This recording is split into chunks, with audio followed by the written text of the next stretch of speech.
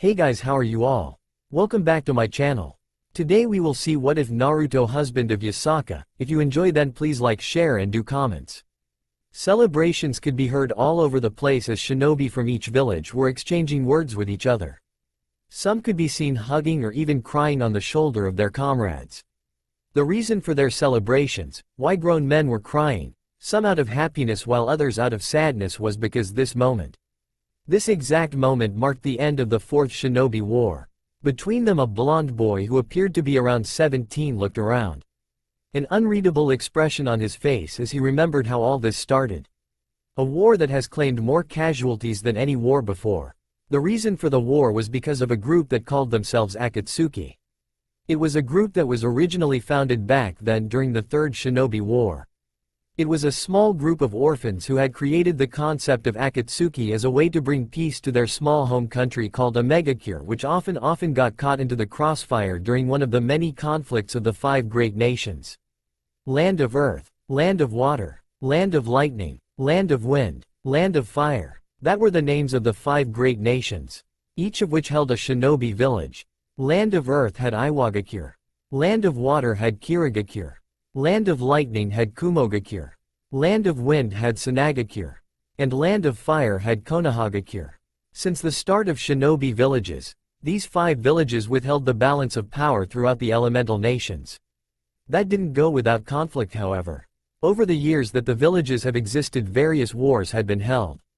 Some small and some were large. The larger ones were given the name of Shinobi World War. A megacure, which as the name suggests is constantly covered by rain. For a long time it was protected by the legendary Hanzo of the Salamander, whose battle prowess was known throughout the elemental nation. He was so powerful that shinobi would flee on sight whenever he was spotted. However, over the years he lost his conviction. His dream for a megacure to someday be basked in the sun became less and less until it was just gone.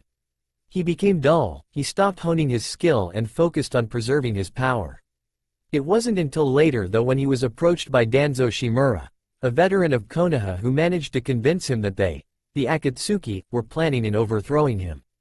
Teaming up with him, they managed to hold Konan, one of the original members of the Akatsuki, hostage and offered to release her in trade for Yahiko, the boy who started and led the Akatsuki his life. Yahiko, who was often described as selfless, wasted no time and impaled himself on the kunai his friend, Nagato, was holding. Both in an attempt for freedom and because he didn't want to burden him with his death while also trusting their dream of peace onto him. This event, however, also marked the day a new Akatsuki started. One that shook the entire shinobi world to its core. Bijuu, often also called chakra monster or gigantic chakra constructs in the shape of animals with different number of tails. They were originally created a long time before ninja villages started by the Sage of Six Paths when he separated the Jubi. They were originally created not just to prevent resurrection of the Jubi, but also as a means to create peace and keep the balance. Over the centuries, however, humanity had failed to recognize these Bijuu as intellectual beings, instead seeing them as demons, mindless beasts, and feared them.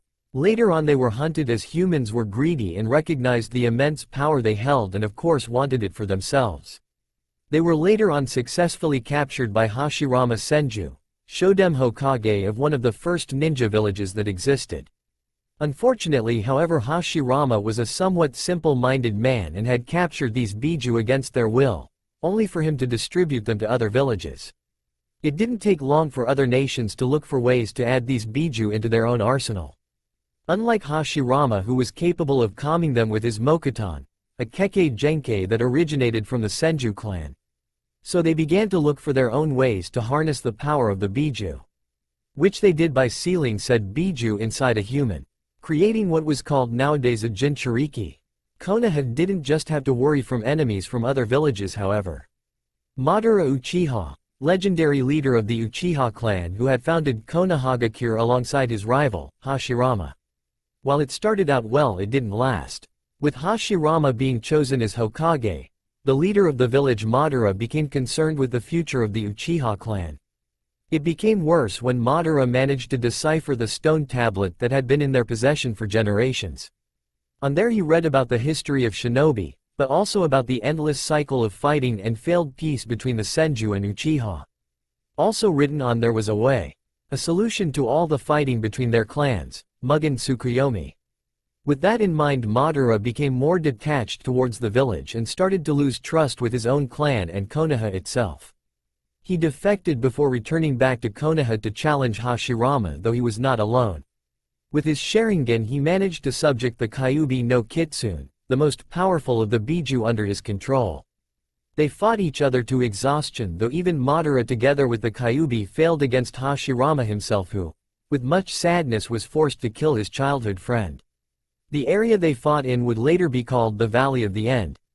Somehow though, Madara survived. Having planned on using Izanagi, an Uchiha Kenjutsu, Madara had managed to rewrite reality and lived at the cost of his right eye and went in seclusion. Having obtained a sample of Hashirama's DNA, he implanted it. By combining his Uchiha DNA with Hashirama's Senjus, he managed to awaken the legendary Rinnegan, which would only further his plans he had of a world of peace. Tobi. He was known as the actual leader of Akatsuki, though that was kept a secret between Konan and Nagato. While during meeting between all the other Akatsuki members he acted as a fool, it was during meeting with Nagato and Konan he showed his full capabilities. Manipulating them under the guise of Madara Uchiha, who was later revealed to be his mentor, he controlled them using their fear of dealing with the legendary shinobi himself. Later on he had interrupted the cage meeting where he introduced himself as Uchiha Madara. There he had explained his plan, Mugen Tsukuyomi. The ultimate genjutsu that would be projected onto the moon, which would put everyone in a dreamlike state. In there the person's deepest desires are fulfilled. Meaning children could be reconnected with their parents. Father and mothers could meet their children in pretty much any situation one could think of. He gave them one last offer, which was to hand over both the Kyuubi and Hachibi. Having been declined, he declared the Fourth Shinobi World War. They were surprised, however, as during the final moments of the war the masked man revealed himself to be Uchiha Obito. Having been forced to reveal his identity once news came through the real Madara Uchiha being revived using Edo Tensei. The surprise didn't end there though, as not too far away from him Yondaime Hokage could be seen hugging a red-haired woman and blonde-haired girl slightly younger than himself. He knew the redhead was his mother, Kushina Uzumaki, and the blonde girl apparently his sister, Nami Uzumaki Namikaze.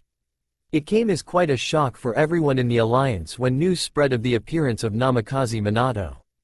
It first began when a small squad of shinobi came across a small home in the forest surrounding Land of Rivers. Around the house were the scattered corpses from over 100 white zetsu. What shocked them, however, were the three-pronged kunai that were scattered around the area.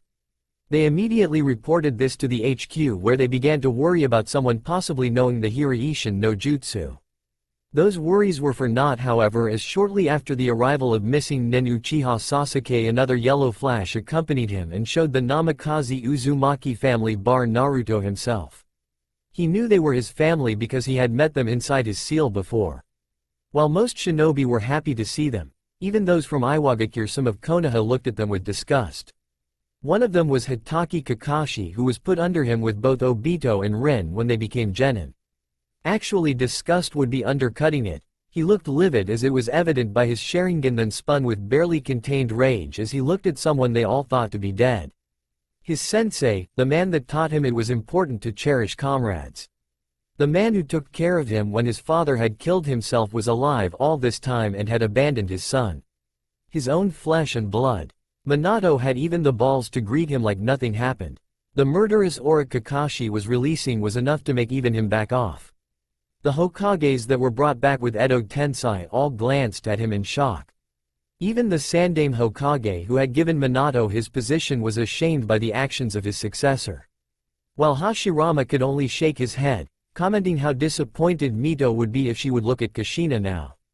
Kakashi along with the others glanced at Naruto, curious as to what his reaction was to seeing his supposedly dead family alive and well.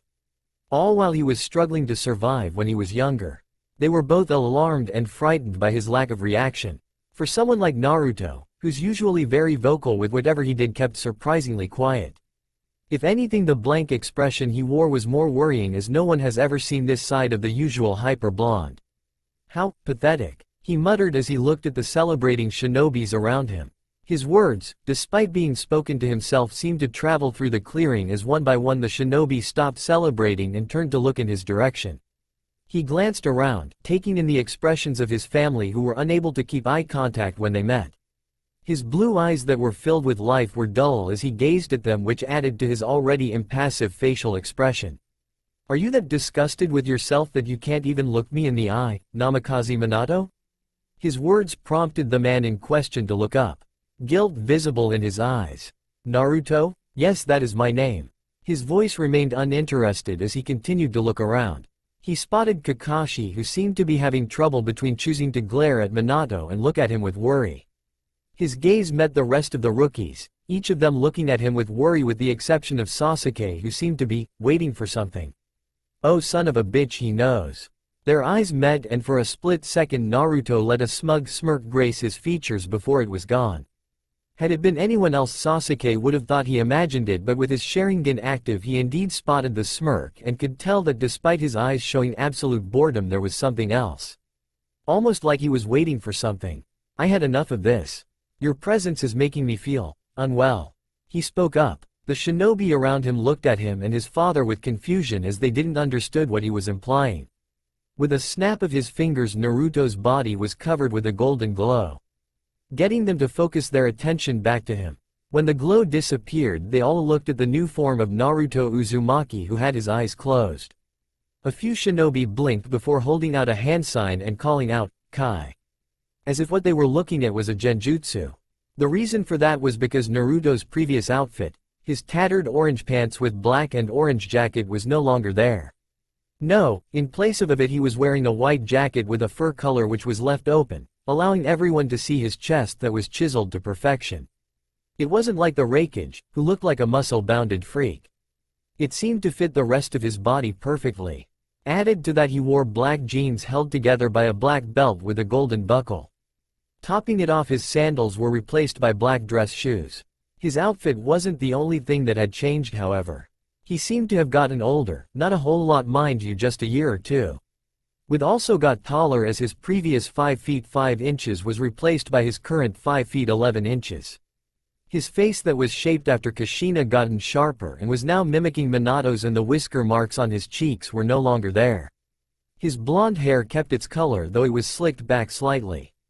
"In Naruto, is that you?"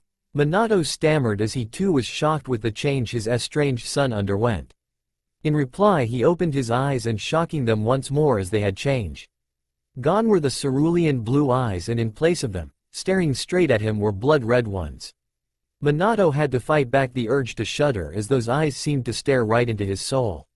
He wasn't the only one, as his wife and daughter next of him felt the same. It was as if they were the prey and he was the predator with the way his eyes gazed upon them. The air around his son had changed as well. Whereas before he excluded warmth, compassion, and was overall inviting, now though it was cold and empowering. He felt the need to submit the longer he looked at him. "Of course I am. Is a mongrel such as yourself incapable of recognizing your own flesh and blood?" His voice held a certain amount of arrogance as he mocked him. Then again, it wouldn't be surprising. Minato flinched as his words hit home hard. A part of him wondered what happened the way he was speaking, but ignored it in favor of asking the question everyone was curious about. "Son, what happened to you? What happened, you ask? I wonder if I should tell you along with the rest of these peasants." The shinobi close to him bristled and were about to retort before his gaze landed on him, effectively stopping whatever nonsense would come out of his mouth. "I guess I have time to inform you all." He looked at his wrist only for nothing to be there. Snapping his fingers once more, a watch appeared and he looked at it. Soon, he thought, before the air behind him shimmered golden. The shinobi around him raised their guard in preparation for what might come as it began to ripple. No one was prepared as the surrounding shinobi watched in awe as from the ripples a strange flying contraption came into view. It looked to be made out of pure gold and had green wings. They watched as he jumped high in the air as the contraption began to move itself underneath him without someone controlling it. As he came down, he landed right on the throne and leant his head on his fist. "Impressive, no?" He smiled as he watched their awe-filled gazes while floating above them. "Such an amazing treasure." He chuckled as he sat comfortably on the throne that was placed on it. "So you want to know how this?" He mentioned to himself and the contraption that he was seated on. Came to be? Minato nodded. I guess it wouldn't hurt to tell, though I doubt you'll be able to comprehend what I'm about to tell. He ignored their glares. It started all those years ago when we were sent on a mission to retrieve Uchiha Sasuke, who ran his fist through my chest. He ignored his mother and sister's shocked expression as he began to tell his story. I remember like it was yesterday. Flashback. Blue eyes opened as they stared at the bland ceiling of what he recognized as the location to head towards the seal was. How did I get here? Naruto asked himself as he tried to remember what caused him to end up here. Then he remembered. They were called in the Hokage's office where they were told Sasuke, his friend and teammate, had left the village for Orochimaru. Their team consisted out of Neji, Kiba, Shikamaru, Choji and himself.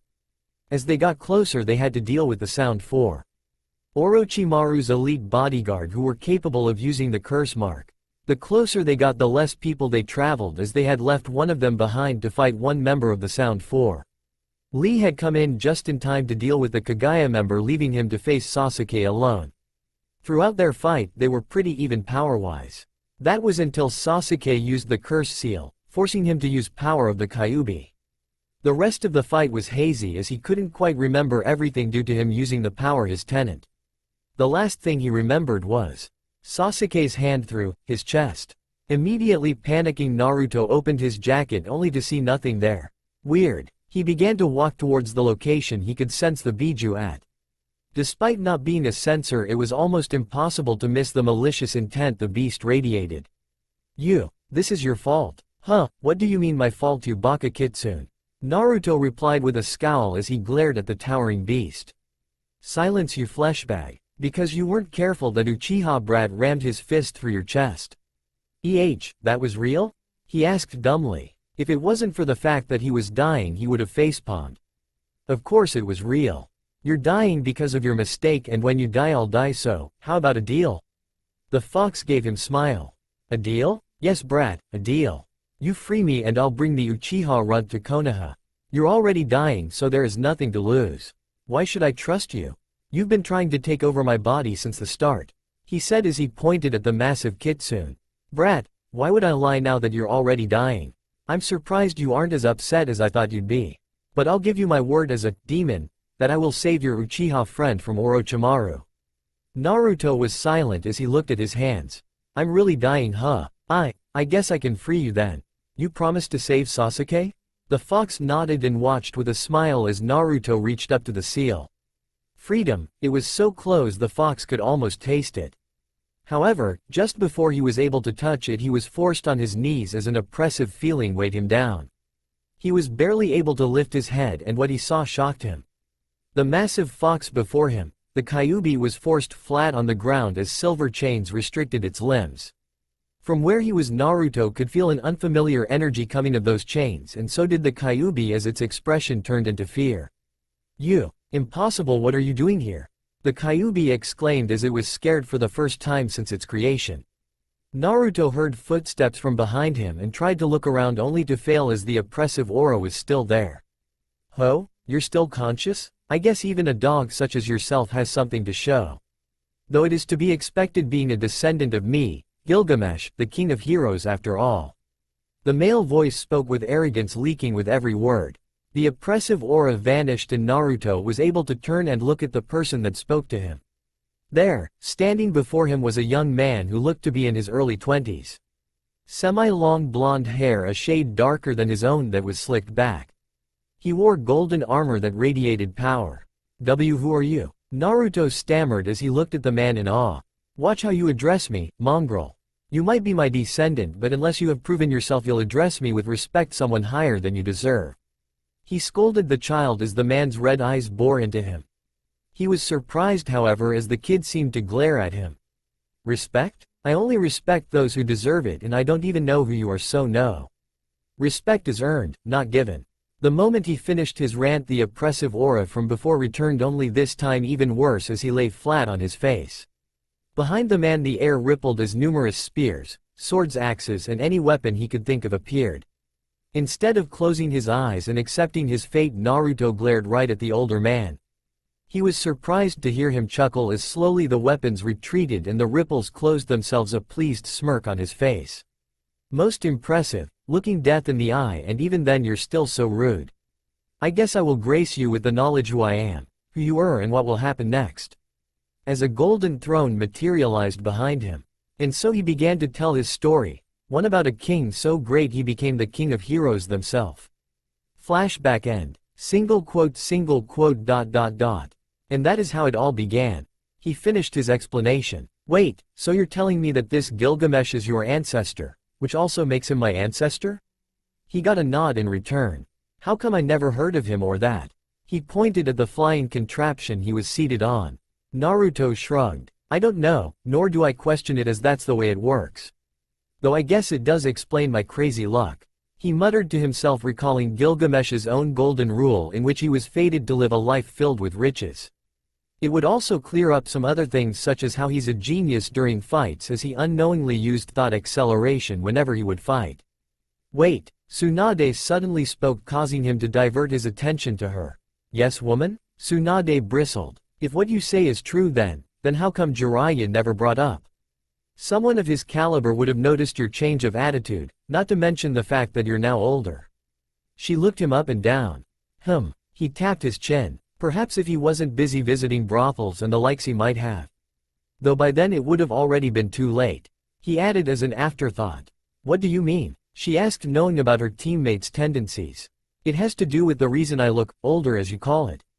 You see, my ancestor Gilgamesh didn't come from around here. He glanced around with disgust at the barren wasteland he was hovering over. He informed me about this. How do I say this? He shook his head. I guess what I'm trying to say is that there's a completely different world connected to this one. He chuckled as he spotted their incredulous looks. I see you don't believe me, not that I care. Anyway, after spending some time with that perverted fool, I came to realize that this training trip, if you could call it such, was going to be an absolute waste of my time. So I devised a plan. I made a clone and plopped a few enhancement seals on it to strengthen it, while also making sure it had a large amount of Bijuu chakra in it. Once that was done, I made sure it had the same personality as the old me, as it would be quite suspicious for me to undergo such drastic change. Then I waited for the man to pass out, which, mind you, didn't took long. Once he passed out, I switched myself with the clone that had been tailing us for a few days and left. Having successfully left that perverted man behind, I started to travel, trying to look for any ways I can reach this world he spoke of. It wasn't long before I began experiencing a memory of sorts. In said memory, it showed Gilgamesh himself using this. He motioned at the flying contraption he was sitting on. This flying contraption before you is called a Vmana. It is said to be a way of traveling used by gods. Now, while I have gotten quite arrogant due to Gilgamesh's influence, even I wouldn't go as far as to call myself a god. For now at least. With this, I saw Gilgamesh enter our world centuries ago, which made me think. If he was able to enter our world using it, can I enter his world with it myself? He glanced around to see them all paying rapt attention and smirked. I could. The Vmana is one of the greatest treasures of the vault, which, by right, are now mine. It moves at such speed it would make even you, Yondaime Hokage, look like a snail in comparison. In fact, its speed is so great I can literally cause a rip in space and time when used to its fullest potential, he revealed, shocking them. Minato Namikaze was known throughout the nations as the fastest man, seconded by the Yondaime Raikage himself. He fast so fast that the only thing one would see was a yellow flash, so they doubted what he was saying was true. Ah, I see you don't believe me. I guess a little demonstration wouldn't hurt, nay? And before their eyes, in less time it took them to blink, the spot he occupied was empty. The sound of his chuckling caused them to look up. Impossible, were the thoughts of both Namikaze, Minato, and the fourth Raikage, who looked at him in shock. Even they, who have trained to both handle and spot insanely fast speeds, were unable to keep up with how fast he moved. Impressed, are we? He slowly hovered back to the spot he was at before. You should be. His voice turned surprisingly serious. It's not everyday mongrels such as yourself are treated to the sight of my treasures. You can't be him. You can't be my son, my Naru-chan. Kushina yelled as she did her best to deny the person before them was her son. A son she abandoned to the dogs, but nonetheless. But I am. You know it. Your husband knows it. I know it. Hell, even Sasuke knows it. His words hurt her, though the latter managed to confuse her. What do you mean? He looked around to see who was it that spoke. He spotted the short, pink-haired girl. Sakura was it. He glanced at her before rolling his eyes as he remembered the childhood crush his old self had on the girl. He was such a fool back then. You remember when we went to look for Sasuke, Sakura? It was you, Sai, Yamato and myself? She nodded, though wasn't sure where he was going with this. During our confrontation, Sasuke over there. He glanced at the dark-haired boy. Sasuke managed to enter my seal where he suppressed the Kyuubi. That was not the only thing he met in there though. He chuckled. Oh no, you see, in there he met the real me. Not the dumb blonde kid that screamed about coming Hokage in a village that hated his guts. No, I have bigger ambitions than to sit behind a desk in a gloomy office for the rest of my life. He motioned his hand upwards. Look up and tell me what you see. The first thing that comes to your mind is a sky filled with stars. Correct? They nodded. That's the difference between you and me. When you look upwards you see your limits, your shortcomings, as you will never be able to move beyond what's before your eyes. You can look, but you can't touch. Me? I have no such limitations. What seems impossible to you is a mere obstacle for me. One that I will remove myself if I have to. He felt the watch on his wrist pulse. Oh, it seems we've moved away from the original topic, it seems. Wait, you still haven't told us what all this has to do with you being older. Minato asked, as it was not explained why his son looked than he should be. Naruto glanced at him before he had a small exchange inside of his mind on whether or not he should tell him before deciding it wouldn't hurt. Very well. You see, after I managed to rip through space of time with the help of this thing. He patted the Vmana. I arrived at said world. Gilgamesh informed me off. Let me tell you, compared to them this world is very basic. Almost primitive in comparison really. Technology the likes of which you have never heard of or would be able to imagine exists there. Machines that could move from point A to point B with speed that would make Junins look like genin when compared. You shinobi are like rabid animals in comparison to the way society works there. The age of ninja has ended there centuries ago though. I can't really call you all ninja now, can I? I mean, you shinobi are supposed to stay in the shadows, which is kind of hard with all these flashy jutsu you lot seem to love throwing around. Not to mention the fact that whenever you lot fight you attract an entire village with the noise you make. He shook his head as she was getting off topic. You'd be stronger than the majority there though, because as shocking as it might be, people there don't use chakra. Impossible. Without chakra you can't live. Came the outraged cry from his sister, who didn't spoke up until now. Are you insinuating that I'm a liar, sister? He asked as the air around him seemed to change. He wasn't about to let some girl he'd never seen the day before call him a liar, even if she's supposed to be his sister. Ah, and Naruto, calm down, that's not what Nami meant, correct dear? He said as he looked towards his daughter, who was quite shocked by his reaction to her words. She shakily nodded her head as the air around him screamed of danger. Good, keep that dog on a leash will you? He said to his parents while insulting her. Minato and Kushina kept quiet, not wanting to agitate his son more than he already was at the moment, and restrained Nami from replying to his taunts. Now that you all shut up I can continue. Where was I? Ah yes, people don't have chakra. Now that doesn't mean they are weak by any means, however. I can personally say that between them and all of you they would wipe you off the map with little problem. I have seen some of the weapons they have, and most of them are easily capable of destroying one of your villages with one swoop should they try. He revealed, shocking them. So as you understand, instead of spending 3 years under Jiraiya I was actually discovering this new world. All while my clone was acting like my old self to keep Jiraiya unsuspicious. I mean, it would raise a lot of questions if I had a sudden personality change, no? During those 3 years I spent most of my time getting familiar with the world while also sorting through the vault where I found this Vmana inside of. Despite that, however, this machine before you is just the tip of the iceberg when compared to all the riches that were there. Enough riches to make all of your daimyos combined look like mere peasant were inside. The Vmana here by itself is worth more than your daimyo's total worth. How? A shocked Tsunade asked as she couldn't believe that machine, regardless of how expensive it looked, could be worth that much, and she wasn't the only one. How you ask? Look at it. I bet you thought its color was just for show, correct? He tapped his knuckles against the armrest. You'd be wrong. It's real pure gold, and those green plates you see on there, those are emeralds. So as you can see, I'm not joking when I told you I have enough wealth to make your daimyo appear as nothing but a spoiled little child next to me. He lowered the Vmana slowly until he was hovering just a few feet above ground.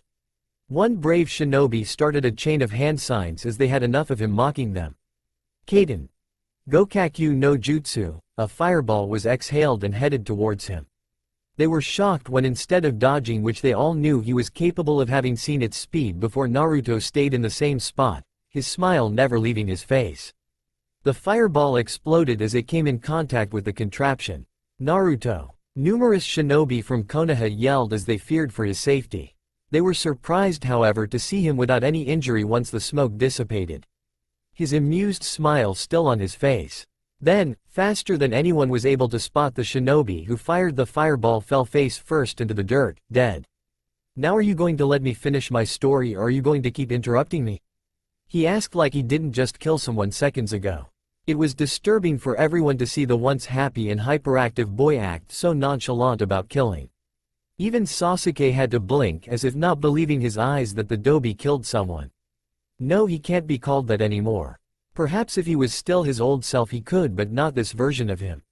No, this Naruto was cold, uncaring, ruthless, and apparently couldn't give a single fuck about killing, evident by the corpse that lay near him. You know what, I'm going to shorten my story as I can't seem to talk 5 minutes without any of you interrupting me. The reason for me appearing older than I actually should be was because time went by faster in that world. You see, while my clone and Jiraiya were away for 3 years, I was actually there for 4, almost 5 years. Shocking, right? I know. So instead of my age being 17 like I was supposed, I'm now 18, halfway to 19 years old. He revealed. It's time, he thought as he looked at the watch that was around his wrist before looking down on them. Now, as much fun as this was, sarcasm was evident as he spoke.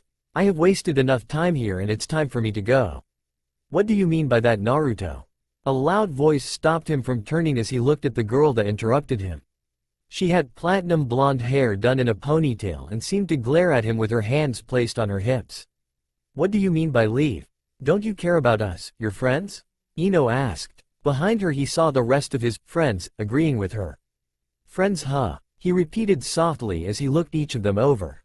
Perhaps in the past we could be called such. Now I would call you mere nuisances.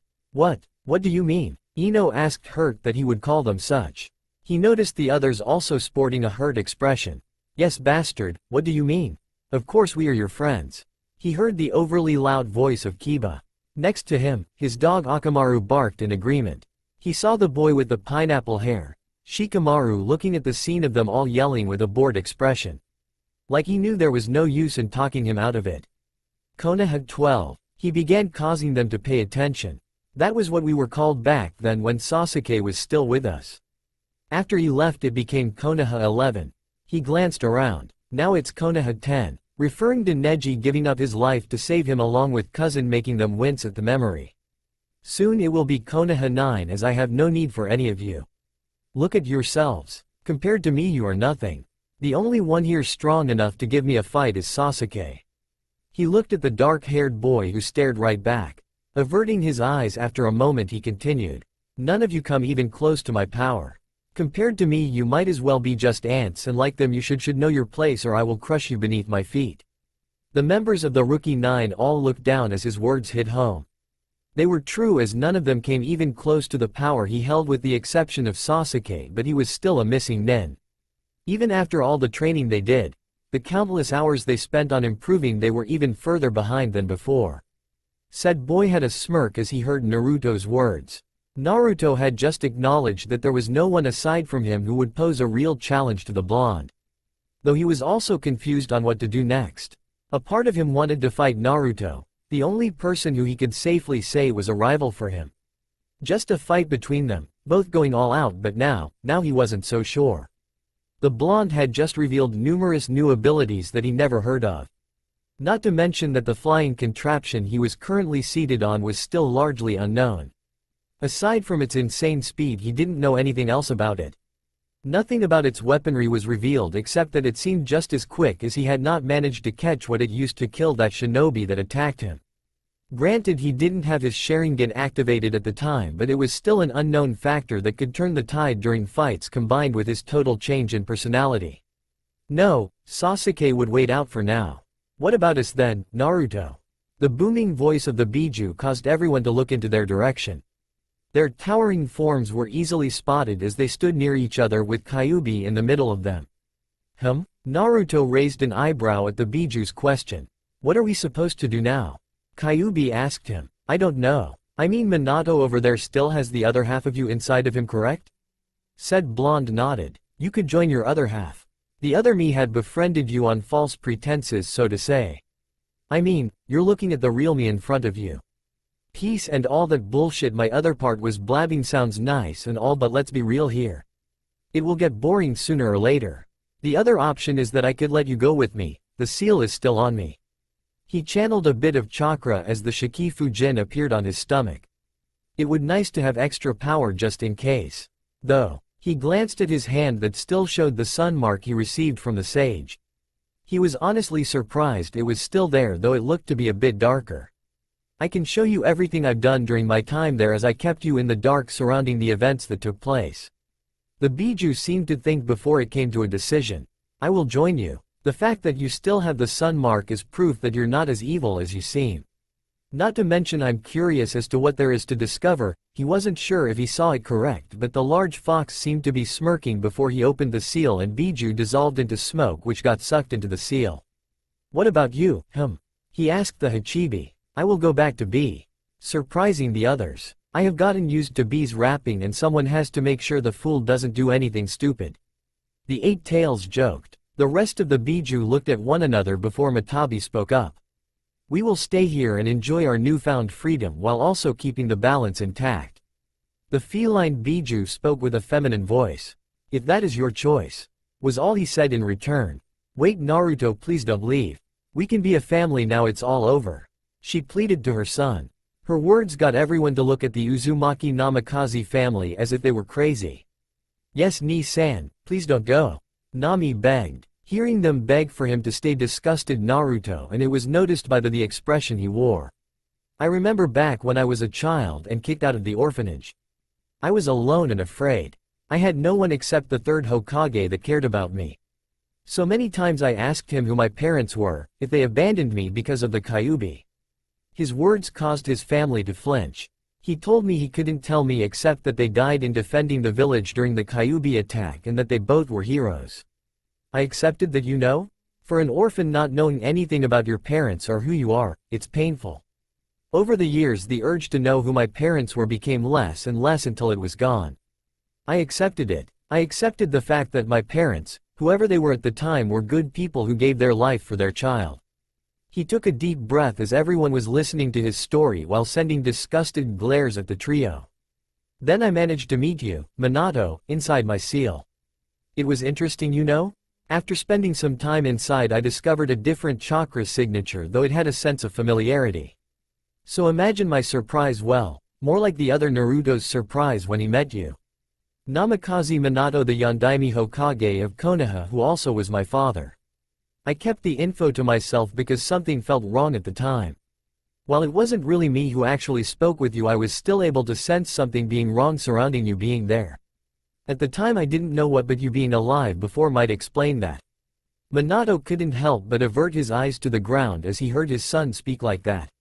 Then there is you. He turned to the redhead next to Minato.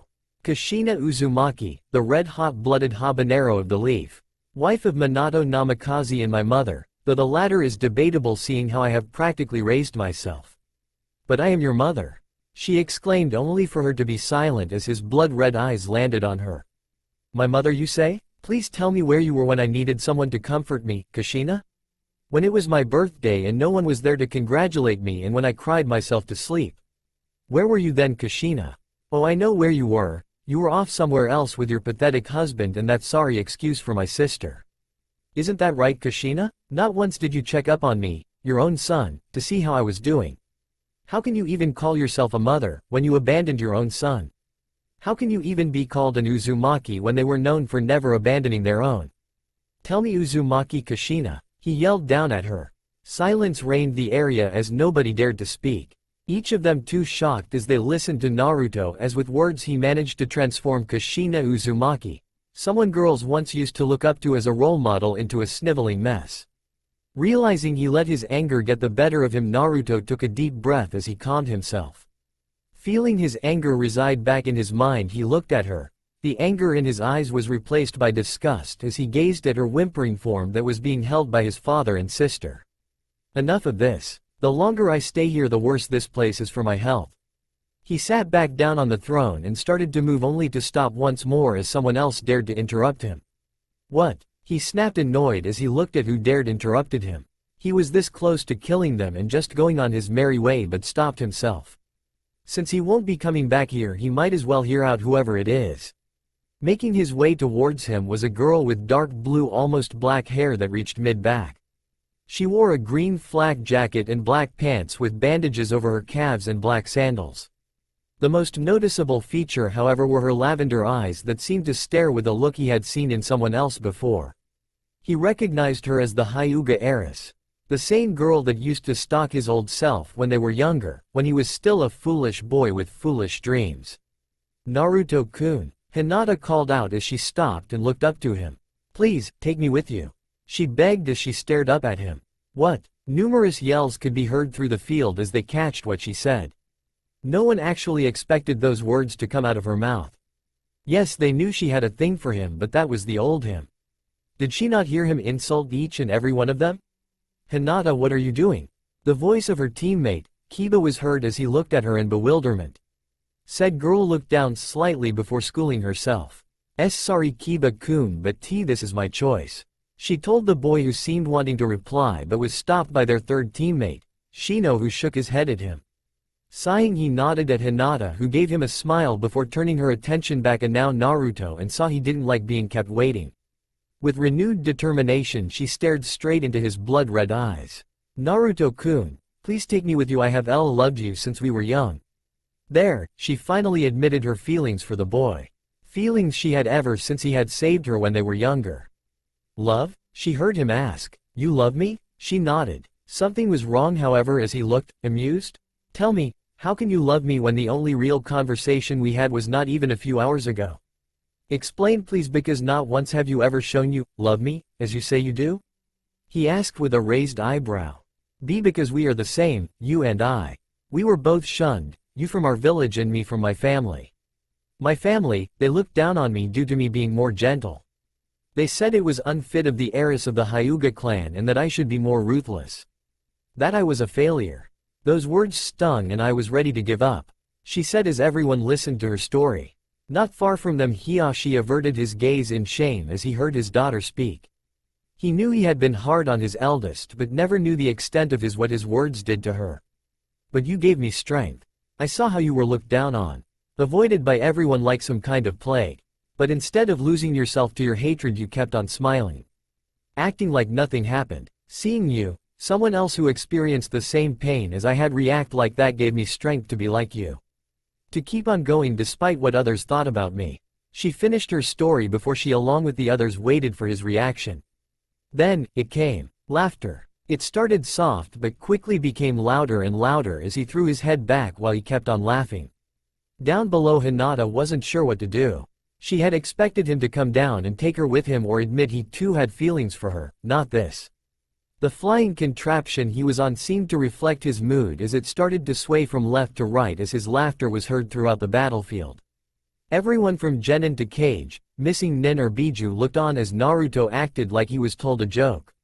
Single quote. Ahahaha, you think that we hee that you understand my pain, Hyuga Hinata? His voice held a dangerous undertone as he glared at her. Hinata recoiled slightly from the intense look on his face, while others were surprised at how quick his mood changed. High, she said, though there was a lingering doubt. In response, Naruto commanded the Vmana to lower itself till it was hovering just above the ground. The shinobi around him moved back till it was just himself and Hinata who stood before him. She tried to keep her fearless act, but the longer those red eyes of his bore into her, the more insecure she became. How dare you, Hyuga Hinata, to compare my pain, my suffering to your own? Huh, he said as he looked livid as the air behind him began to ripple. How dare you to tell me that what I experienced is comparable to your own? Whereas I was hated by everyone in the village, you were a pampered heiress of the prestigious Hyuga clan." He mocked her, making her flinch. "I had no one, do you hear me? No one. Whereas you, little Miss Hyuga, you had an entire clan to look out for you. Whereas I was abandoned by the man who was supposed to look out for me and the woman who was supposed to take care of me. You on the other hand at least knew your mother and you still have a father and sister who care about you. What do I have? Nothing, absolutely nothing. Apparently my parents thought I was too big of a burden to take care of me, leaving me behind in a village inhabited by a bunch of prejudiced idiots." From the ripples behind him weapons could be seen slowly poking out. Swords, spears, axes and halberds of all sorts poked out, slowly increasing in number the angrier he got. "You name a weapon and it was there. So don't you even dare to say you understand my pain, because you know nothing, Hyuga Hinata, absolutely nothing. If you think you do, then you are more naive than I thought." As he finished his speech, Hinata could be seen standing, tears leaking down her eyes as his words broke her heart and she slumped down to her knees. Glancing around, he spotted the shinobi around him all had their kunai out as if ready to defend as they looked past him. Confused, he looked behind him and saw that in his anger he unknowingly activated the gate of Babylon and mentally commanded the weapons to return before closing the gate itself, causing them to lower their guard slightly. "What are you mongrels all looking at?" he asked as he spotted the glares sent his way by the remainder of the rookies. "You bastard, how can you do this to Hinata? Easy, just as you saw. I hold no feelings for her and never had or will. It seems you still not realize that I'm not the same Naruto you knew. Did you expect me to just accept and return her feelings like some kind of dog?"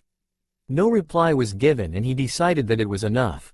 No more interruptions, as the more time he wasted less of a chance he had to leave. "I'm done here. You will never see me here again unless I will it to happen, and the next person to interrupt will be killed." He told them as commanded the Vmana to rise, not stopping until he was a good few hundred feet above them. Realizing what his son said, Minato, in a last ditch of effort, chugged a three-pronged kunai at the hovering aircraft with all his strength. The kunai whizzed through the air, then just as it was about to reach the aircraft, Naruto, together with the Vmana, were gone. No trace and no noise was left behind, as Naruto had traveled at speeds that were impossible to match. For a moment everyone stared at the space he previously occupied, some still not able to fully comprehend what just happened. They couldn't understand that the man they watched leave was the same as the happy-go-lucky blonde that saved the world. B looked down with a frown as he had watched his fellow Jinchuriki disappear. He wasn't as surprised as some of the others were. He could sense Naruto was hiding something back when they were on Turtle Island. When he came to attempt to take control of his Bijuu, the boy's happy and cheerful acting was a mask his pain, which they could practically feel as he tore into both his mother and the Hyuga girl. His words held enough anger and hatred. He was able to make one of the top kunoichi turn into a sniveling mess, and he did it with ease. "He's gone. I can't sense my counterpart anymore." Minato heard the Kyuubi inside of him speak, snapping him out of his trance. Glancing around, he locked eyes with Sasuke, who shook his head, showing that he too couldn't sense him anymore, even with the mark they shared. Then, realization set in. His son, Naruto, was gone. The boy both he and Kushina had abandoned has left their world, perhaps forever. Tears gathered in the corner of his eyes as he silently cried while comforting his wife and daughter, who were wailing for the loss. One for a son and the other for their brother. Not far away from them, a still sobbing Hinata could be seen being comforted by the remainder of the rookies. Each of them still shocked as how he torn into the girl.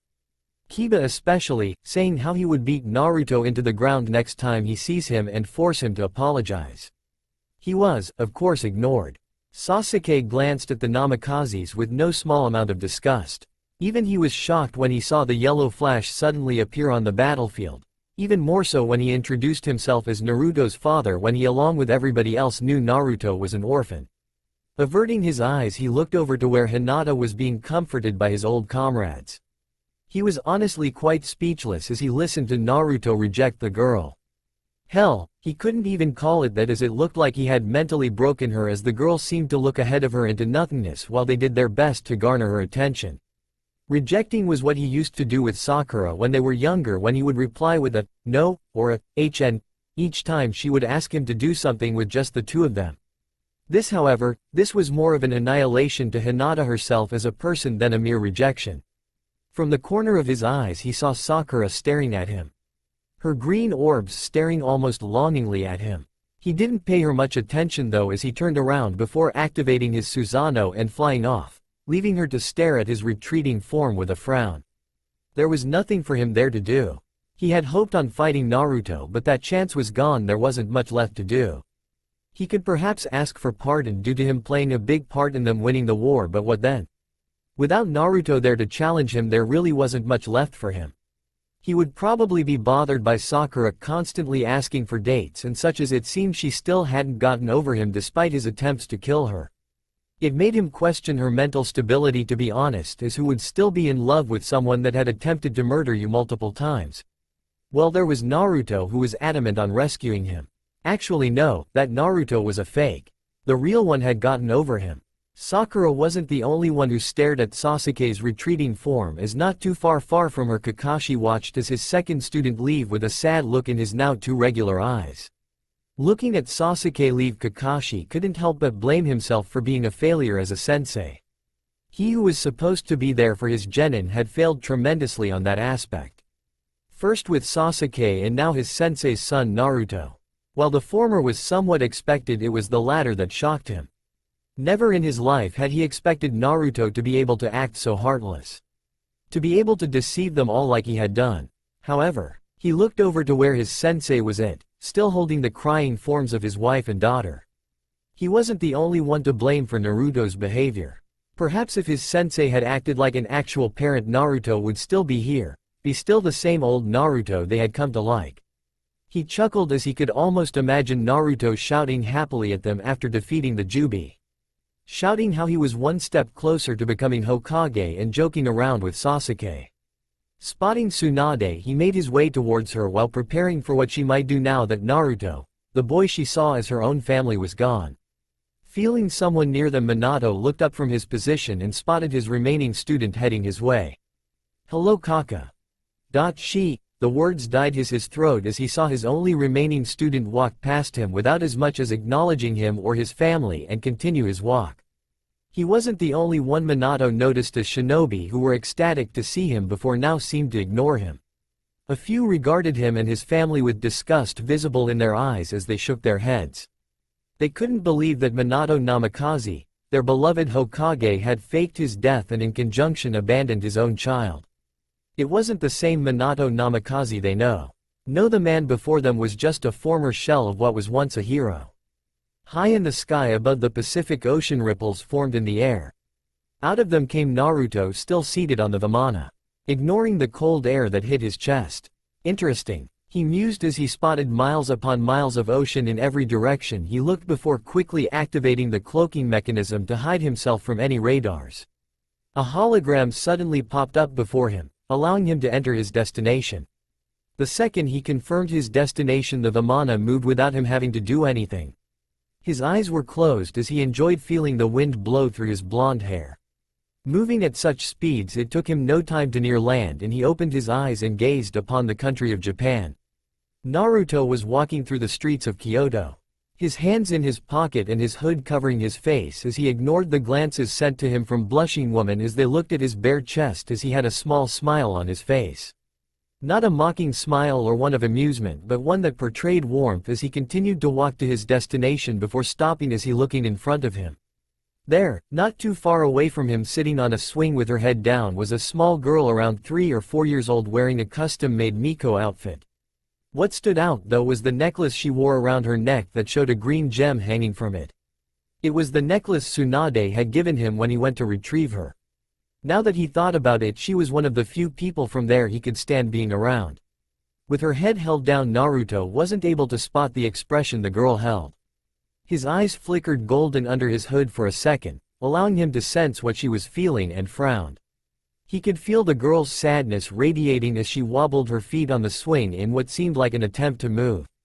Closing his eyes, he focused on the necklace she wore, causing it to gain a faint glow which caught the young girl's attention. Grabbing the necklace in her hand, she lifted her head up, allowing her own gold-slitted eyes with a tint of red to see the man that stood not too far away from her. Tears gathered in the corner of her eyes as she plopped down. Her tiny feet walking in the direction of where the man was at. Naruto watched as the small girl walked towards him before moving as fast as her small feet led her. Kneeling down, Naruto pulled his hood back, allowing her to see his golden blonde hair that was slicked back slightly and his blood-red eyes that gazed at her with adoration. "Atu-san," the young girl exclaimed in surprise. Naruto's smile widened as he spread his arms. "Yes, Kuno-chan, it's me, your Atu-san," he said softly. "Atu-san," Kuno said as she launched herself into his arms, tears running down her cheeks. Naruto closed his arms around her as he hugged her close to him, doing his best to soothe her as he let his aura washing over her, this time expelling warmth and safety at his daughter. He felt her relax in his embrace and heard her sniffles as he ran one of his hand through her hair. In response, Kuno allowed her fox ears and tails to become visible, her tails wrapping around him as she leant into him, enjoying the feeling of his hands rubbing her ears. "Kuno has missed you, Atu-san," he heard her mumble into his jacket. He leant his head slightly down and kissed her between her ears that twitched in response. "I missed you too, Kuno-chan." Soon thereafter he felt a large yet familiar signature near him as he was still holding his daughter, who seemed not to have noticed. Who are you and what do you think you are doing with my daughter?" He heard a feminine voice ask him as a large amount of ki was sent at him. He chuckled softly. Same old Yasaka with how overprotective she can be. The shaking of Kuno caught his attention and quickly released his own soothing aura, which stopped her shaking. "I asked you something," Yasaka said as she watched the person in front of her that was holding her daughter with narrowed eyes, surprised that Kuno had her tails wrapped around said person. She had wasted no time to locate her the moment some of her guards entered her office, telling her they spotted an unknown person near her daughter who according to them was very powerful despite not looking like such. Now, here she was staring at the back of the unknown blonde-haired man that was holding her daughter. Chuckling was heard, which caused her to narrow her eyes. He thought this was funny? Before she could open her mouth, the person spoke up. "Did you forgot about me already, Yasaka-chan?" Yasaka gasped as she recognized his voice. "And Naruto-kun, is that you?" she asked while ordering her guards to lower their weapons. Tears gathered in the corner of her eyes as she watched the figure turn around to reveal that of Naruto, her Naruto, the father of Kuno and her mate. His red eyes shone with love, which she returned as a soft smile formed itself on his face as he held his free arm out. Yasaka wasted no time as she ran towards both Naruto and her daughter and felt his arm encircling her waist. Her guards had lowered their weapons as they watched Yasaka press her face against his chest while hugging him and her daughter closely. "I can't believe you're here," she said, her voice muffled due to his jacket like Kuno before. "Of course I am. I did promise you too after all," he replied as Yasaka leaned back slightly and gazed into his eyes. Gold meet red as they stared at the other until she noticed it for a split second. Pain. It was hidden very well, but she could see it. Her Naruto was hurting deep inside. Not physically, mind you, no, was emotional. Whatever had happened to him the year he was gone had caused him to gain emotional scars that ran deep. Standing on her tippy toes, she gave him a chaste kiss. Delighted as she felt him return the affection after a second. Breaking the kiss, she saw her daughter, her face pressed against his chest as she was asleep. "Naruto-kun, are you alright?" he heard Yasaka ask with concern. "Yes, why are you asking?" He looked at her with confusion. Instead of replying, she moved her hand close to his face before swiping it across his cheek and held her finger out for him to see. "You're crying," she said as he looked at her finger, which was wet. "Hey." He moved his hand away from her to rub his eyes. "I guess I'm just happy to be here together with you and Kuno." She smiled before grabbing a hold of his hand. "Let's get you inside as you seem very tired." She waved her guards off as she led him to their home. Naruto just followed her, smiling the entire time as he allowed her to pull him around. Red eyes slowly opened as Naruto could practically feel the sun shining down on him. Warm, he thought as he could feel something was wrapped around him tightly. As his eyes slowly opened, he was met with a face full of blonde hair and tensed slightly before calming himself as he remembered where he was and who was apparently holding him. He moved on of his hands down to his waist and soon came upon what was wrapped around him and quickly identified it as being her tails. "Yasaka?" he murmured softly as he ran one of his hands through her tails while he watched her sleeping face. A small smile crept onto his face as he blew air at her, watching as her face scrunched up in annoyance before it was quickly gone. So, this is what you did during your trip? The deep voice of Kurama startled him slightly. Instead of answering, Naruto willed himself to appear inside the seal in order to speak face to face. He arrived in the familiar-looking sewer that represented his seal and headed toward the location the Bijuu was at. Arriving, he spotted the large fox, its head resting on its two hands. Its red irises meeting his own. I must say I'm surprised. Especially after how you turned down that Hyuga girl back then. Naruto wasn't sure if it was amusement that shone at the fox's eyes or not. He scoffed. I have no interest in a weak girl such as her. Or any shinobi really. Though I can tell you that it wasn't my intent for me to end up with her either. The fox raised a non-existent eyebrow, prompting him to explain. It happened during my travels not too long after I arrived here in this world. I went to Japan as the language is almost exactly the same as in the elemental nations. Unfortunately, I had a problem with the Vmana, the flying contraption, which caused me to end up in Kyoto. Of course, I was aware that Kyoto's ruled by yokai, having read through numerous scrolls that held enough information about this world for me to start traveling.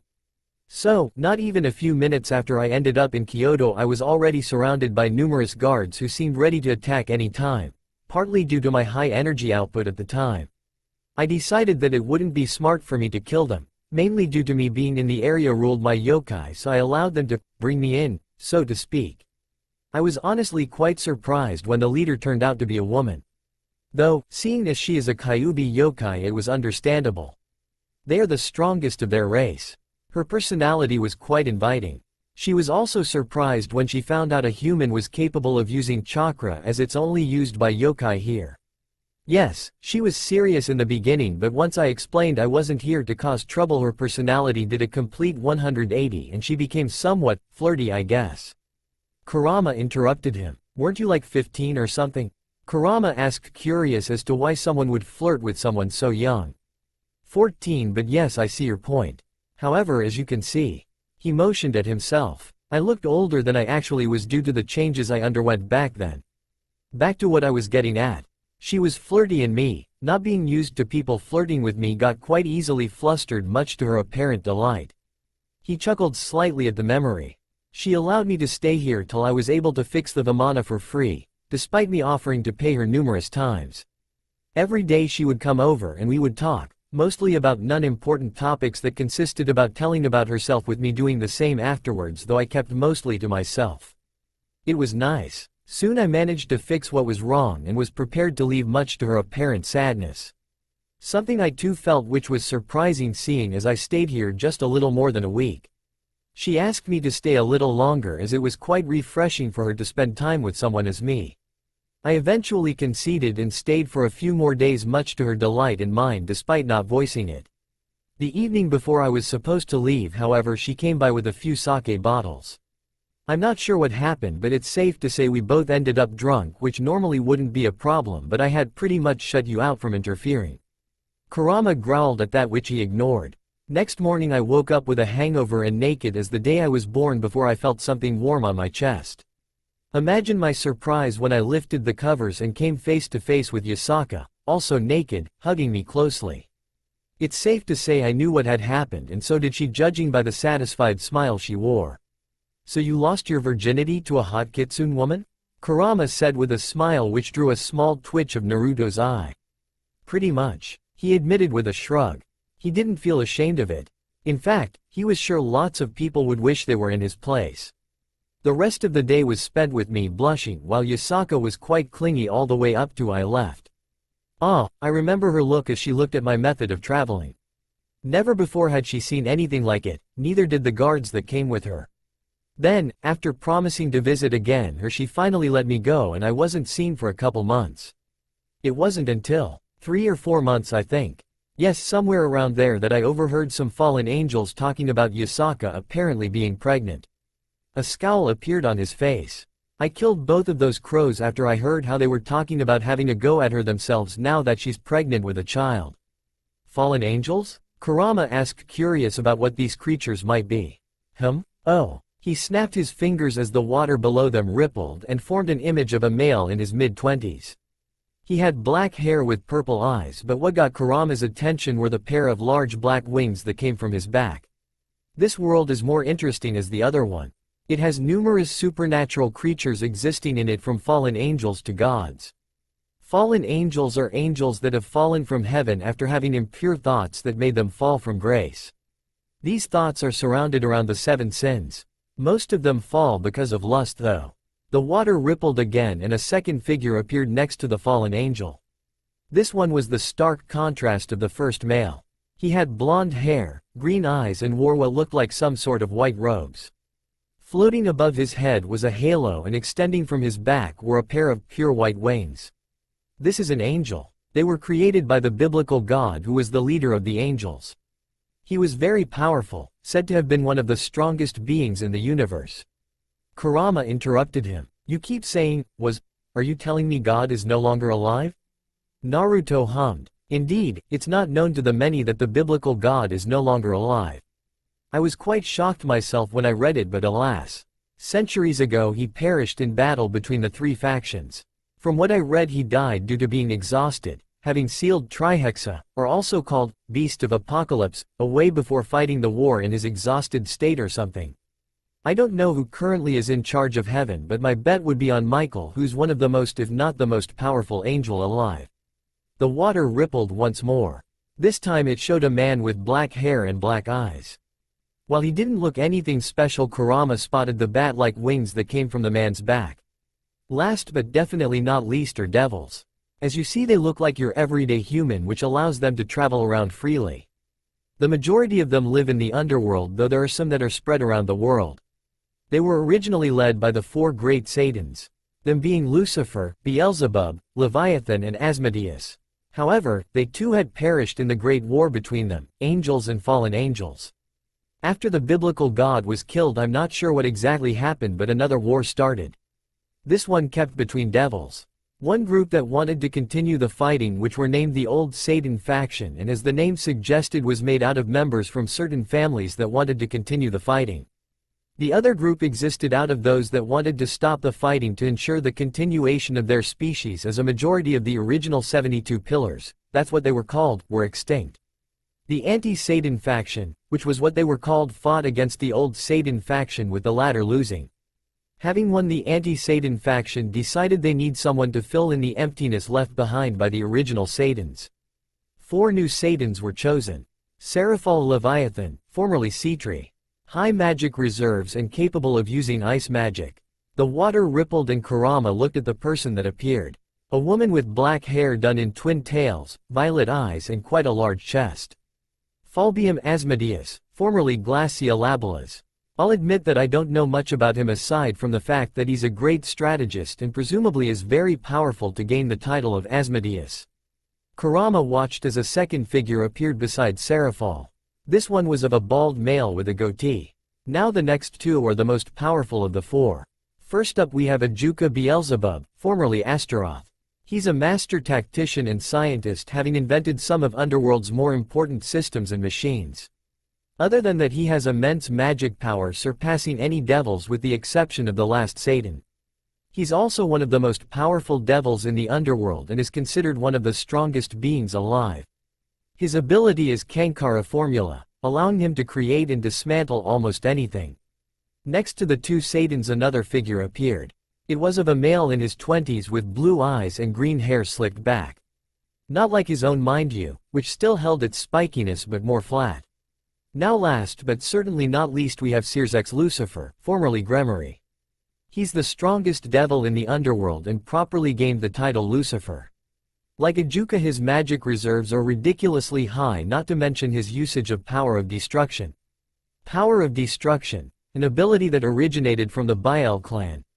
As the name suggests, if one is good enough, which Searsex definitely is, they can destroy literally anything. A fearsome ability to fight against. Said to be a master in hand-to-hand and a master magician, and like Ajuka is considered one of the strongest beings in the universe. Once more the water rippled as the figure of Searsex showed itself next to Ajuka. Like the others, he appeared around his mid-20s with long crimson hair and blue-greenish eyes. Those are the new Satans, each chosen for the power they held, which makes the devils the most powerful of the three factions. He looked at Kurama and saw that the giant fox was paying rapt attention. Now, where do the yokai come in? He asked, though it wasn't really a question.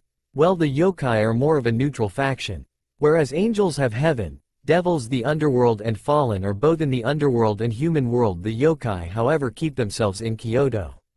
They're also the smallest when it comes to numbers and are led by Yasaka, a Kyuubi yokai. Kurama watched as a small smile appeared on Naruto's face as the figure of Yasaka appeared in the water. Strength-wise, she's considered ultimate class when talking in devil terms. She can also transform into a giant nine-tailed fox from what she told me. Her being a Kyuubi at the center of Kyoto's ley lines allows her access to immense spiritual power, giving her an almost infinite power supply. He told Kurama, they are also on good terms with Shinto gods. He loosened his shoulders before he spoke up. Now back to what I was saying before I began explaining about the three major factions. So I overheard some fallen angels talk about Yasaka, who was apparently pregnant, and went over to visit her, having not been there in 4 months. Apparently news of Yasaka's pregnancy reached every other faction, and everyone, including me of course, wondered who got her pregnant, as she had not spoken of the person who knocked her up. So, a few days later I arrived at Kyoto and was almost immediately called into her office. Entering her office I was met by Yasaka, who looked quite nervous and had a small bump on her stomach indicating her pregnancy. After an awkward silence she spoke up, telling me that she was pregnant and that I was apparently the father. Needless to say I fainted at hearing that news. He chuckled softly at remembering that. Kurama himself showed a smile at that news. It was quite funny for Yasaka, though apparently as she enjoyed teasing him for it. I woke up not too long after and we sat down to talk. Though it was mainly me asking if she was sure I was the one who got her pregnant, which she confirmed, as she had apparently not slept with anyone else once she found out she was pregnant. It appeared my seed was quite fertile. Though I could tell she spoke the truth, as I could sense a mix of both her and my energy developing inside of her. I asked if she could keep my identity a secret, as I didn't want to let everyone know of my existence, which she didn't mind. The next couple of months I would regularly visit Kyoto. Each time I would stay a certain amount of days to check up on Yasaka and to get to know her better. Because despite knocking her up, we didn't really love each other, I guess, as we had only spent one night together. Luckily for both of us it developed over time though, and 5 months later Kuno was born. He told Kurama, "That's how I became a father at such a young age." The water below him rippled and the previous images disappeared. They were replaced by a large image of Yasaka and Naruto, both holding hands, with the former leaning her head on the latter. The small form of Kuno was seen standing before them, all of them smiling. However, he looked at the image and Kurama could practically feel the happiness he radiated from where he was at. "I honestly wouldn't want to change a thing," he said before turning to look at the giant fox. He was about to speak but suddenly froze. "It seems Yasaka is awake. Talk to you later, Kurama." Kurama watched as Naruto's body faded away from the seal, leaving him all by himself. Naruto opened his eyes and came face to face with a pair of golden irises. "Hey Yasaka," he greeted the foxy woman who smiled at him. "Morning Naruto-kun," she returned his greeting with a soft smile. She leaned upwards and pressed her lips against his own for a moment before pulling back. He smiled before looking her over. She was wearing a loose-fitting robe which allowed him to see more of her unblemished skin, much to his delight. He looked down and noticed that his hand was still running through her tails, something she enjoyed as she purred softly at his touch. "You know," she began, "the elders will probably want to speak to you after yesterday." Naruto sighed at that. The elders, if he had to describe them, it would be that they were this world's version of Homura and Kaharu. Despite being there for advice, they would often overstep the boundaries given to them and act on their own. They had nothing to offer aside from wisdom, due to them being centuries older than Yasaka herself was. Not to mention that they were quite power-hungry as well, having tried to turn Yasaka into a breeding machine in the past in an attempt to gain more power. "As long as they can keep quiet about Kuno, I will do my best not to do anything bad." Yasaka kissed him again. "That's all I ask, Naruto-kun. They will most likely want to know about you being Kuno's father and see your power." "Power, huh?" he muttered. He wasn't going to show them his full power, oh no. That was reserved for when he would fight Sasuke once more. He would demonstrate the gate of Babylon to them. You should also show them our combined form. The voice of Kurama spoke inside his head. Good idea. 6 paths mode is reserved till we meet a worthy enemy. Though I can probably just buy them over. He nodded his head at his own and Kurama's plan. The vault held enough riches to sway anyone that could be bought, and so far he hadn't met anyone that wasn't swayed by money or other riches.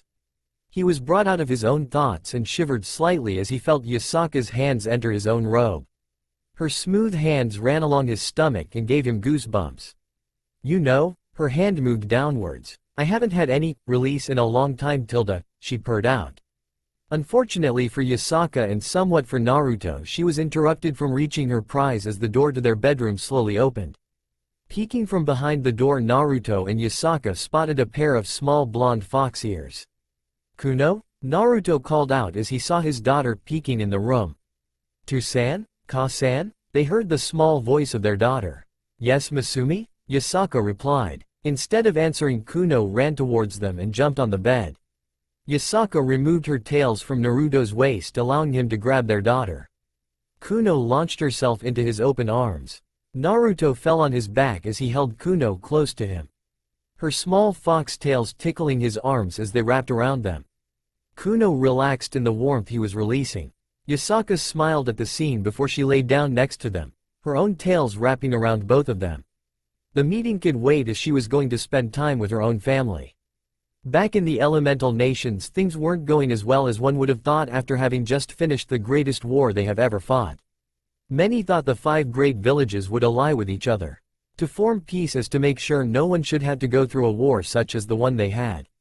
Unfortunately, it seemed like that wasn't going to happen after Naruto's little show he gave them. People were worried after what he showed them. Technology beyond their wildest imagination and strange power no one has heard of before. Some thought it was an act by Konoha to make them lower their guards and perhaps attack them when they would be weaker, as peace would mean that they would slowly reduce training shinobi. Not to mention that the appearance of Minato Namikaze, an army killer by himself, just added more power to Konoha. Some were saying it was an elaborate plan by Konoha itself to fake his death and a way to lower the tension between villages. As no matter who they were, Minato Namikaze was a big player when it came to fighting and power. Not to mention that the man had part of the Kyuubi, the strongest tailed beast, sealed inside of him. If he wasn't classified as an sulfur monosulfide rank in the bingo books, he would be now. Then there was also his wife, Kushina Uzumaki, who had the ability to suppress a Bijuu's chakra with her unique chakra chains. Daimyos of other villages were worried that while they would agree to peace, Konoha would go hunt for Bijuu whilst and prepare their own army to take over their own countries. It was a scenario that wasn't completely groundless if one would look at the history of Konoha, or more specifically Danzo Shimura, who they heard had been killed by Uchiha Sasuke. The Uchiha was another person the other Kages and Daimyos were cautious of, having displayed power beyond any of them after being gifted with a Rinnegan. The boy was most likely the strongest person that was alive without Naruto here. Though from what reports had told them, he wanted nothing to do with Konoha and was a wanderer now that there was no one that could really challenge him. He had no interest of joining any village in the off chance that history would repeat itself and to keep the balance of power a bit more stable. Currently inside the Hokage office in Konoha, Tsunade Senju could be seen glaring at the 2 figures standing before her. Who they were? Minato Namikaze and Uzumaki Kushina, who did their best to meet her eyes. She was pissed, and for a good reason. They were the parents of the boy she saw as her own family, who instead of raising him like any good parent would had abandoned him to the wolves and apparently lived someone else happily while their son was shunned and beaten. Well, Minato, Kushina, is either of you going to explain why you two are alive and not dead like reported? She asked as she did her best to not lash out at the couple before her. Minato and Kushina could feel her anger and knew that saying the wrong words would end up bad for them. They were technically 2 civilians after being reported dead and not having returned to active duty. Well, you see? Minato scratched the back of his head sheepishly. We don't know? Crack. The sound of her desk breaking caused both of them to flinch as she looked at them with something akin to disgust. You don't know? She repeated, not sure if she heard them correct or not. Kushina nodded her head. Yes, what Minato-kun said is true. Obas. Kushina was interrupted as Tsunade turned her glare at her. Hearing her use the title she only allowed one person to use. Tsunade-sama. Kushina corrected herself with her head held down. Okay, another question. Why didn't you raise Naruto? Both parents flinched at the way she worded it. We couldn't, Minato spoke up again. We were weak when we found out we somehow were alive. Then, after a few days we were able to move. We immediately tried to head to Konoha, of course, to see our son. I tried to use Hiraiishin but, Tsunade inquired from the blonde. There was some sort of barrier that stopped us. I couldn't use my Hiraiishin, which is weird because it's space-time manipulation, and for a barrier to stop me from teleporting it's unheard of.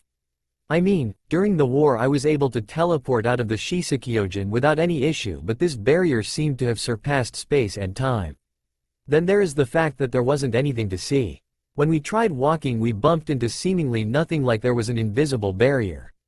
So me and Kushina were stuck somewhere around Land of Fire with nowhere to go. We couldn't try to decipher the seal or whatever it was that kept us there, as there was nothing actually there to see. Animals could come in and out, but we were unable to leave and stuck there. The barrier seemed to go on for a few miles, which was enough for us to get food and water, but that was it. A year or two later we got a visit by a man. By now Kushina and I made a small home where we lived in and spent most of our time to think of a way to escape the barrier, with no luck, mind you. Then, one evening this man just appears before us. We felt nothing from him, no chakra, just nothing. He told us that Kushina and I need to have another child. Minato frowned as he remembered that, with Kushina doing the same. We declined, of course, as we didn't want to have another child while our son is out there, alone. Minato shivered, much to Tsunade's intrigue. What could make someone like Minato react like that? He didn't like our answer. He clenched his fist as the memories came back. I'm not sure what it was, but shortly after our answer we froze as the man released his power. It was unlike anything I've ever experienced. Even when I summoned the Shinigami it wasn't that bad. This man, whoever he was, made me fear like nothing before. He told us that it wasn't a request but a demand. He did something to Kushina. Neither of us know what, but he touched her stomach before he was gone. Just like he came, he left no trace behind. Shortly after that encounter Kushina was pregnant and we had Nami. Minato finished his explanation. Tsunade didn't say anything as she went over what she was just told.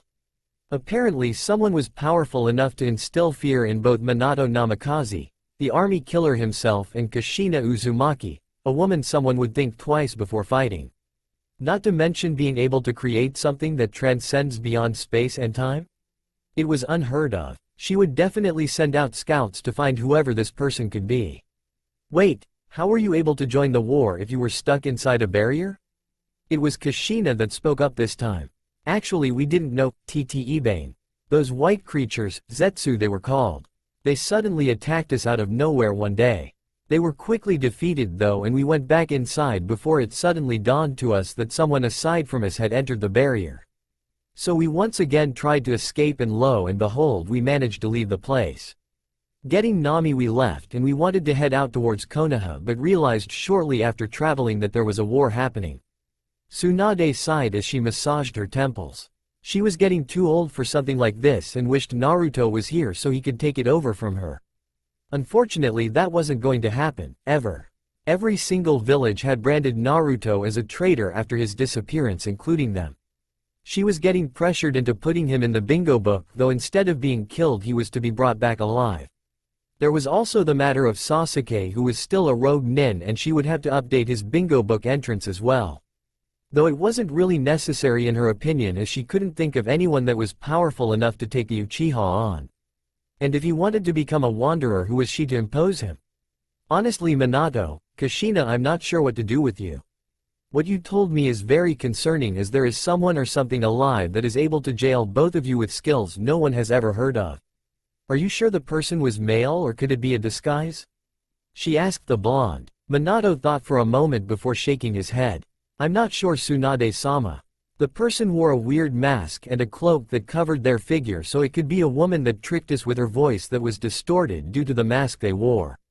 I see. She glanced between the two. I can't really keep you out of Konoha as much as I first wanted to, so you're free to go. Expect being called before the council later though, as they will no doubt want to know what you just told me. Tsunade said. Thank you, Tsunade-sama. Minato said with a bow that was copied by Kushina. She waved them off and watched as they left her office. As soon as she couldn't sense them anywhere, she called for a pair of Anbu. Hokage-sama. A pair of animal masked men were seen before her. Their heads lowered as they kept their eyes on the floor. Boar, Owl, I want you to keep an eye on both Kushina Uzumaki and Minato Namikaze. I'm not sure if what they told me is the truth, so I want you two to watch them closely. Be wary though, as Minato is an ex-Kage and Kushina an ex-Anbu member, so be advised. Hi Hokage-sama, both masked men said before they were gone, almost as if they were never there to begin with. Tsunade thought as she glanced outside over the village. I wonder if you are happy, Naruto, wherever you are. The Konoha 11, with the exception of Neji, who had died in the war, and Naruto, who had shockingly betrayed them all, were seen seated at one of the tables at Yakiniku-Kyu, a small restaurant located in Konoha. The mood was glum as they were all too shocked by the betrayal of the usual vibrant Naruto, who apparently wasn't as vibrant as one thought, having clearly seen who he really was. Sai was there though, having been invited over, as he too was upset. He still was getting used to emotions, but he would describe it as upset and shocked at Naruto's act of betrayal. Suddenly Kiba's head shot up. Has any of you seen Hinata? He asked after realizing they were missing someone. Shikamaru shook his head. No, from what I heard around the village, she has locked herself up in her room and is unresponsive after Naruto's harsh rejection. So troublesome. Scowls and frowns formed on the faces of the rookies, each of them clearly remembering how broken the poor girl was after Naruto was done with her. Her lavender eyes were staring lifelessly ahead of her, not receiving a reaction regardless of what they tried. It was shocking for anyone that knew him at how harsh his words were, but they held some merit. Not to mention that almost anyone could see his reaction coming. It seemed like Naruto had let out all his pent-up anger out on both his parents and Hinata. Some were wondering what the Hyuga girl was thinking when she decided to admit her feelings for the blonde. Was she not there when he revealed himself to all of them? When he ruthlessly killed someone and belittled them? So unyouthful. Lee voiced his opinion of Naruto's acts. And no one could deny that what he said was wrong. Naruto had made fun of all of them, calling them peasants and mongrels. They weren't sure what the latter meant, but judging by the way he was saying it, they were sure it couldn't be anything good. Shikamaru, however, being the smart person he is, was busy thinking over something else Naruto had revealed to each of them, and was surprised that not more people were speaking about it. Naruto had revealed the existence of a separate world connected to theirs. A world in which people don't need chakra to live, and apparently he was the only one that was able to access said world with that strange flying machine he had. That world was more technologically advanced than their own as the Vmana? Whatever it was that he called it was beyond anything they had ever seen. So far only Land of Spring had anything that was capable of flight, and that paled in comparison to Naruto's contraption. However, instead of the villages focusing on that, they were focused on regaining strength after all the casualties suffered during the war. Tensions between villages were higher than they were before war, especially with other villages being afraid of Konoha with the news of Minato and Kushina, Naruto's parents, being alive. It was worrying for everyone that had hoped they could have some sort of peace now that the war has ended. Minato and Kushina were big players when it came to power, and they would disrupt the balance set between all the villages. It was one of the positives that came with Naruto's betrayal. He, along with Sasuke, were too powerful to be allowed part of a village. Sasuke was not here, and neither was Naruto, though in place of them Konoha gained Minato and Kushina, who could certainly change the battlefield with their presence. Shikamaru chugged down the sake in front of him as he finished his thoughts. He would bring them up to the Hokage when he had the time. He would no doubt be promoted to become head of intelligence after the death of his father. Troublesome blondes. Stares were sent their way by both yokai and human alike as they watched their leader Yasaka walk with a young blonde male around 18 or 19. While normally it wouldn't garner a whole lot of attention, the fact that they had their arms intertwined with Yasaka leaning into the male was the cause of their interest. Then, to the shock of those watching, the male kissed Yasaka, who didn't even seem to mind. In fact, she welcomed it. Seems like we are garnering quite an audience, Naruto spoke softly at his companion. Yasaka hummed her reply while she led him to where the elders wanted to meet him. She was clad in her usual shrine maiden attire, aided by a white haori and geta. Next to her, Naruto was wearing the same white jacket he came with yesterday, except this time wore a gray button-up shirt underneath it. A pair of black jeans and the same dress shoes. Hope Kuno won't be too bored. Who did you say was watching her again? He asked the kitsune woman. She sighed. Minami is watching her, Naruto-kun. She's had watched her ever since you left. She said, drawing a small flinch from him that she noticed. Sorry. She apologized and pressed herself closer to him. Nah, it's fine. He waved her comment off. I understand, it's just that I'm worried now, you know? I should put more thrust in your people, but, after certain events that have happened, it's somewhat hard for me. He reasoned with her, recalling the fact that his parents were somehow alive yet left him alone, subjected to a life filled with loneliness. He shook his head to get rid of those negative thoughts. Those times were over. He had plans for the future, big plans that he wanted to reach. It's fine, but don't worry. Minami has been serving under me for years and is very loyal. So if there is anyone that can take care of Kuno, it's her. She assured him before they stopped as they reached the location. We're here, Yasaka said before she opened the door and walked inside, Naruto following shortly behind. Naruto stood next to Yasaka as he gazed before him. Numerous yokai of all sorts of races could be seen seated in front of him, all behind an U-shaped table as their eyes seemed to scrutinize him. Naruto said nothing as his blood-red eyes lazily stared at the elders. He spotted all kinds of different kinds yokai. He saw an elderly male with dog ears and canines jutting from under his lips. A young-looking woman with brown hair and a pair of cat ears sticking out from her hair, a single tail lazily swishing behind her as her eyes, similar to those of Yasaka, looked him over. He looked around and his attention landed on a short male covered in brown fur. Wrinkles covered his face, making it hard to see if the man was paying attention or not. The last one that got his attention was an elderly kitsune yokai. He was old, and from how he presented himself, Naruto could tell that the man was more than likely the oldest in the room. He had a goatee and wrinkles covering his forehead. 3 brown-tipped tails could be seen behind the man in combination with the brown fox ears protruding from his head. What is your name, boy? The kitsune spoke up. Naruto raised an eyebrow at being addressed like such but didn't comment further on that. Compared to the yokai who had lived for centuries, he would be a boy. Uzumaki Naruto, was the answer he received as his own brown eyes made contact with his red ones. So Uzumaki-san, we have few questions that require some answers. Would you mind answering them? It wasn't a question and he nodded his head. The older kitsune gave a nod before he leant back in his chair, prompting someone else to speak up. We are curious about what your relationship with Yasaka is. The one that spoke up was a tall female.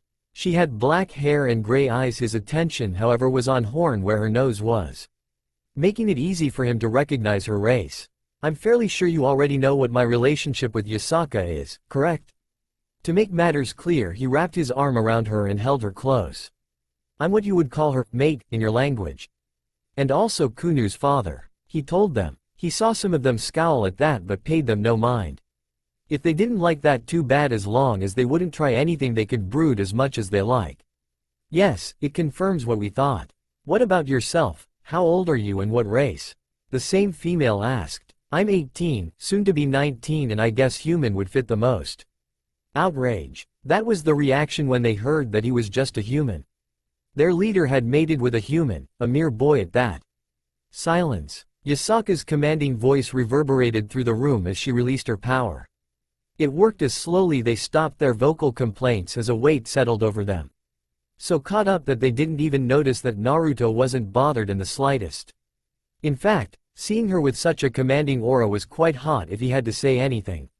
You will not question who I can and can't have children with.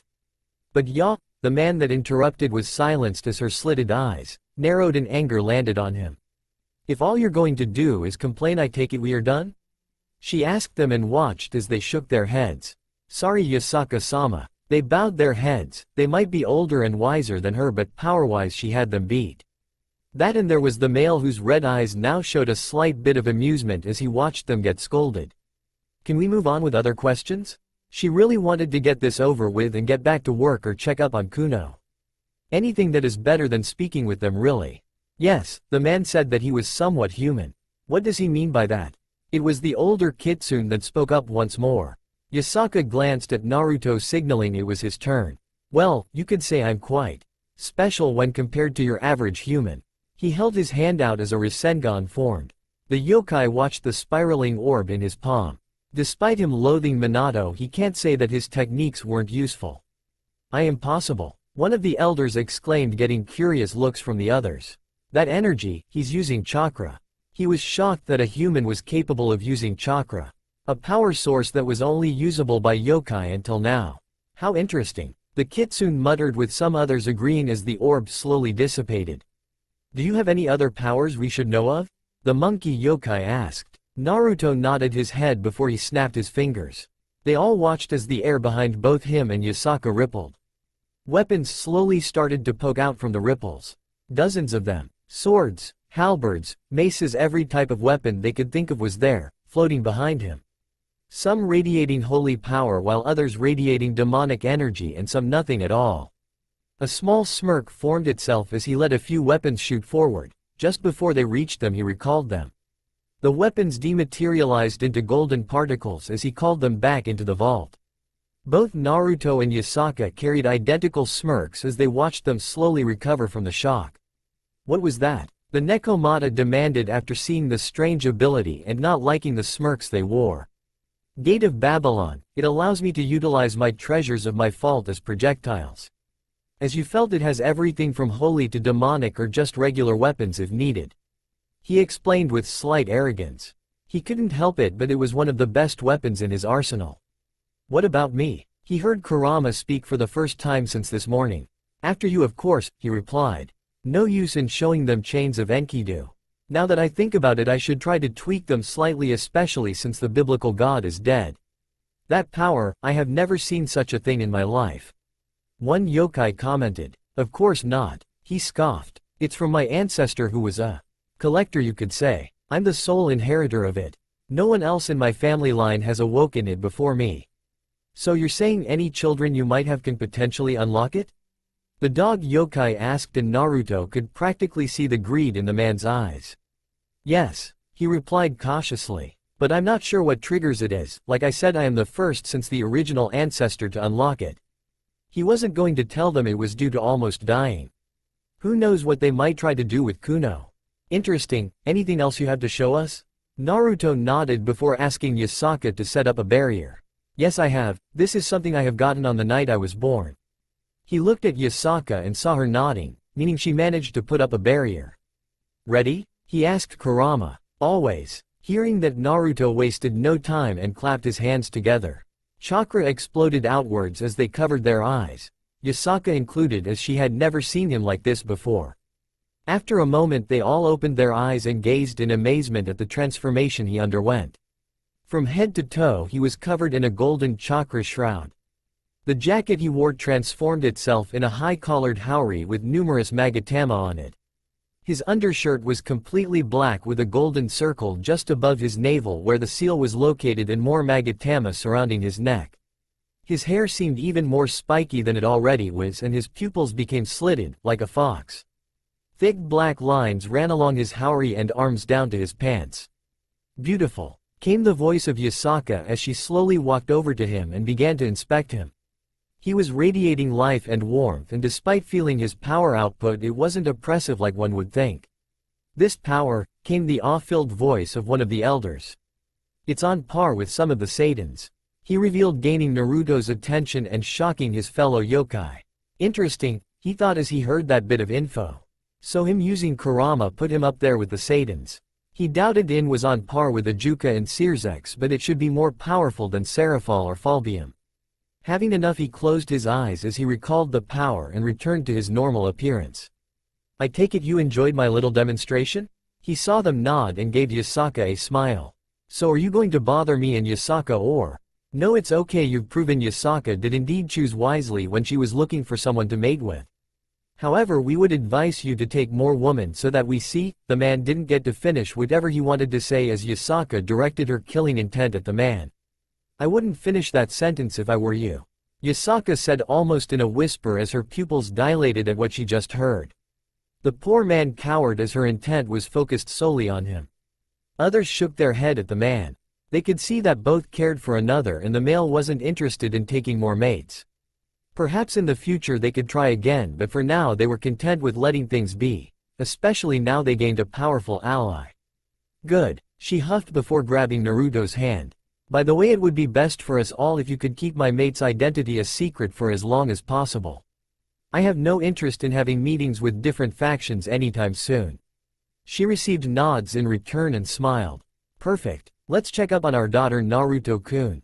Yasaka led him out of the building, leaving the older yokai behind as they discussed what they have just seen and ways to use it to their advantage.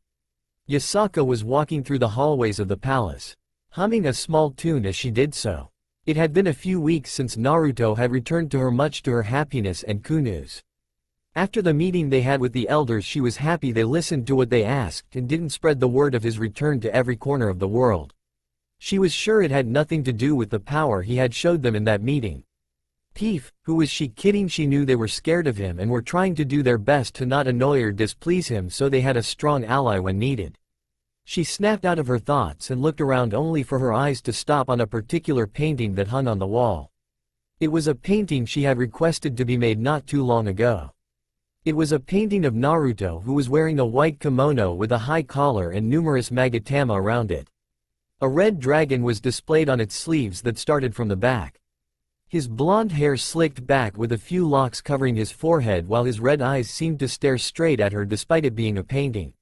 She unconsciously licked her lips as she recalled how good he looked while wearing it. Deciding she wasted enough time staring, she continued her walk towards her office. As she neared, she heard the high-pitched laughter of her daughter coming from one of the rooms. Curious, she carefully made her way over to the open door and peeked inside.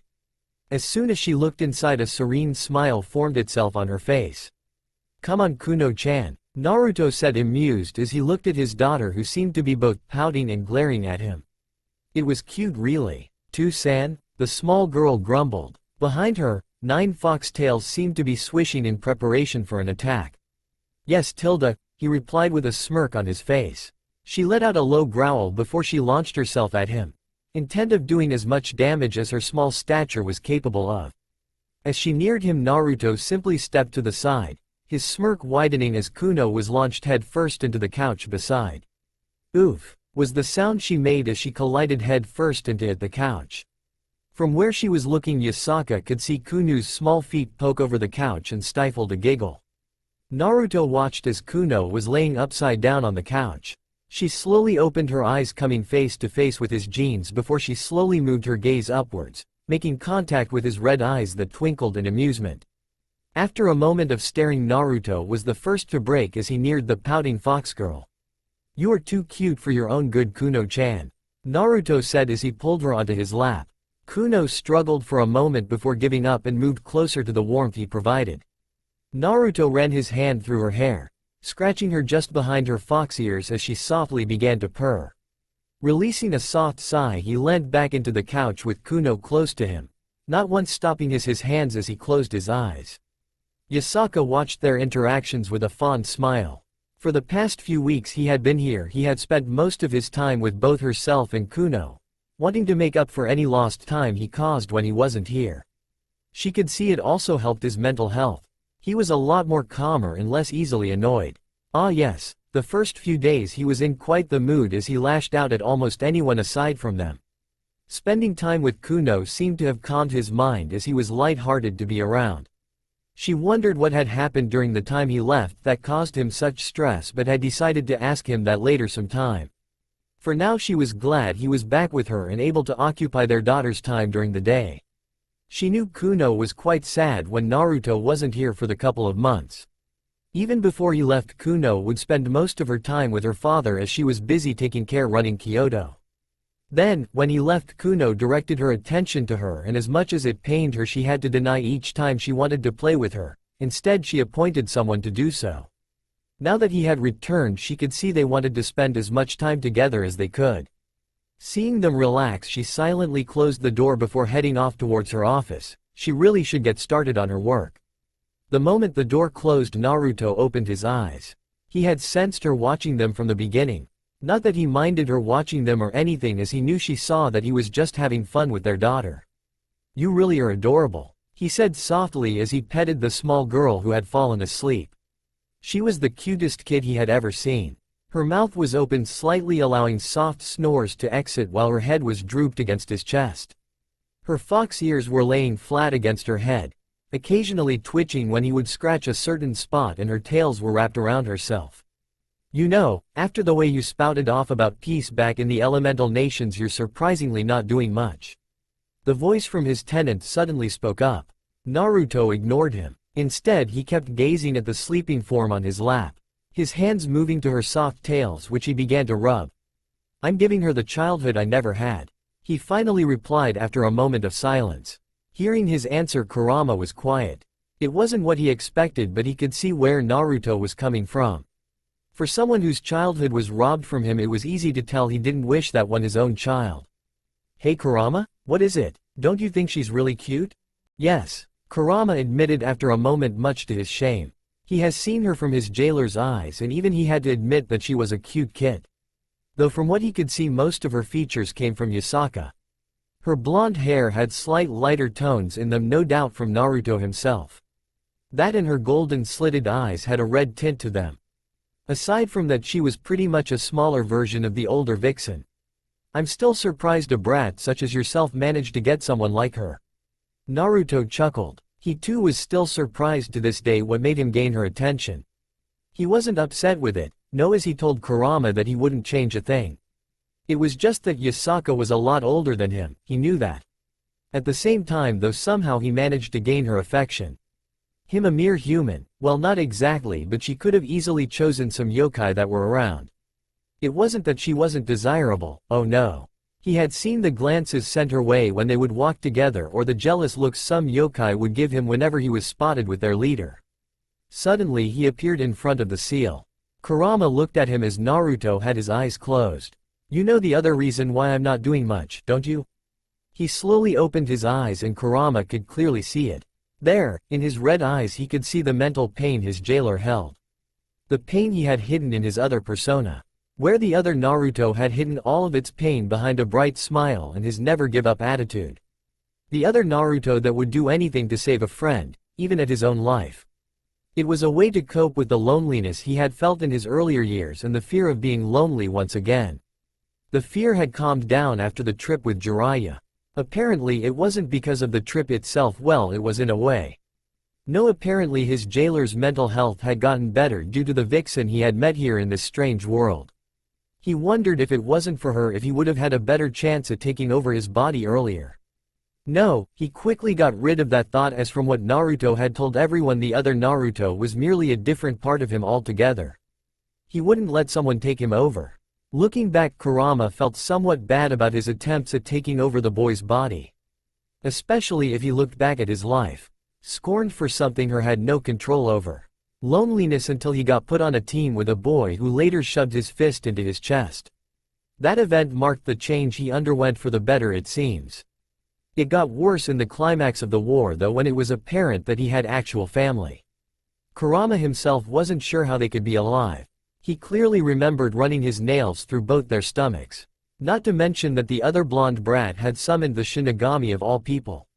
He should have lost his soul the moment he succeeded in splitting his power in two.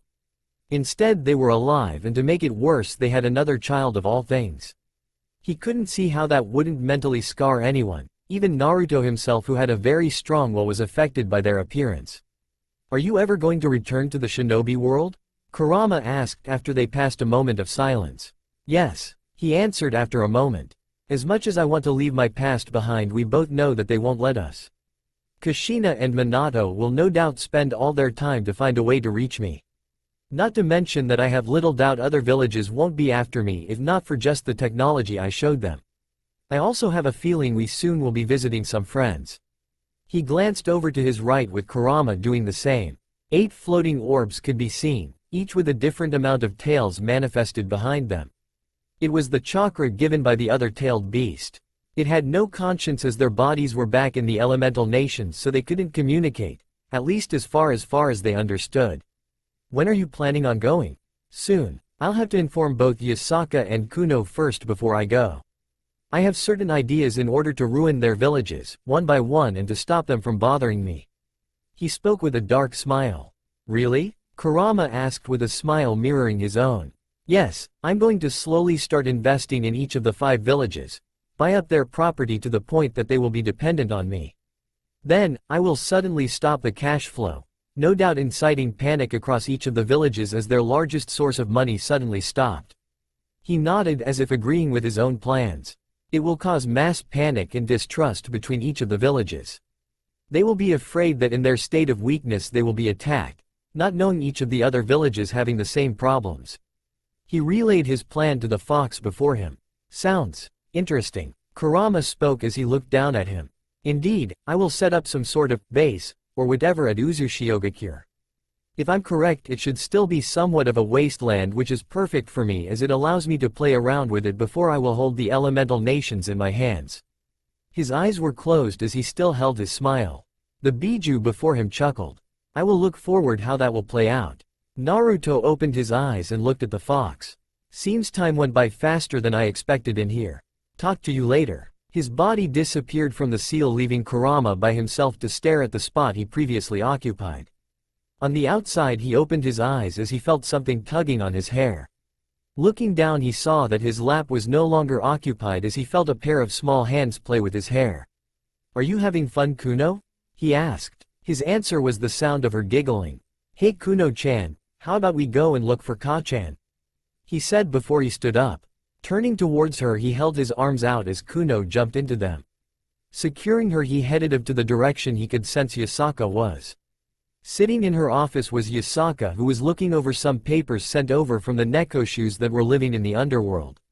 She didn't really understand why they would pick the underworld of all the places to live, but she never really bothered. Well, she had her ideas which were around the peerage system the devils had invented. Nekoshus of lesser families would often look to be added into a peerage in hope of a better life. Nekoshus made great bishops once they had mastered senjutsu and yujutsu. There was also the fact that they were quite lookers once they matured. She remembered being approached once by a foolish devil who wanted to add her to her peerage. She had politely declined him, which he didn't seem to like, as he had tried to take her by force afterwards. She had sent him along with his other members of his peerage back to the underworld after she got done crippling them. Afterwards she had subsequently banished him along with his members from entering Kyoto ever again. This was met by opposition by the Maos, but after explaining what he had tried to do they quickly agreed with the sentence she gave him. The sound of the door opening caused her to pause with what she was doing before a smile formed itself on her face as she watched Naruto and their daughter enter her office. He walked over to her before leaning down as they shared kiss. Afterwards she pecked her daughter on her cheek. Hello Naruto-kun, is there anything I can do for you? She asked him as he took a seat before her, still holding Kuno close to him. Not really, Yasaka-chan. I asked if Kuno-chan here wanted to see her Ka-chan, so I came by to check up on you. He replied with a smile as he watched Kuno hop from his lap over to Yasaka, who grabbed her and placed her on her own lap. I see, that's fine then, she said as she started to play a bit with her daughter. Naruto smiled at the scene. It was perfect and would love nothing more for it to be like this forever. Unfortunately he knew that was impossible, so he took each opportunity to enjoy moments like these. You know, he began. I'm wondering if there's anything I can do to help the yokai community? I have some ideas myself, but... Yasaka looked at him before she thought about anything that he could do but couldn't think of anything that needed his help at the moment. Sorry Naruto-kun, but we're good at the moment. She looked apologetic but he waved it off. That's fine Yasaka-chan, I was just asking. What is your idea then? She asked with a tilt of her head. Well, I was remembering you telling me about the evil peace system and the fact that every now and then someone would be forced into accepting, leading to a life of servitude for some of them. She nodded as she remembered her own experience earlier. Now, what I'm talking about is a way to purify yokai of their evil pieces, you could say. Yasaka's eyes widened slightly as she heard his idea. If what he was saying was possible, then it would be a great help to those that were forced into servitude, as they could help them. Devils couldn't retaliate as they would no longer be half devil but just a yokai. Naruto-kun, is what you're saying really possible?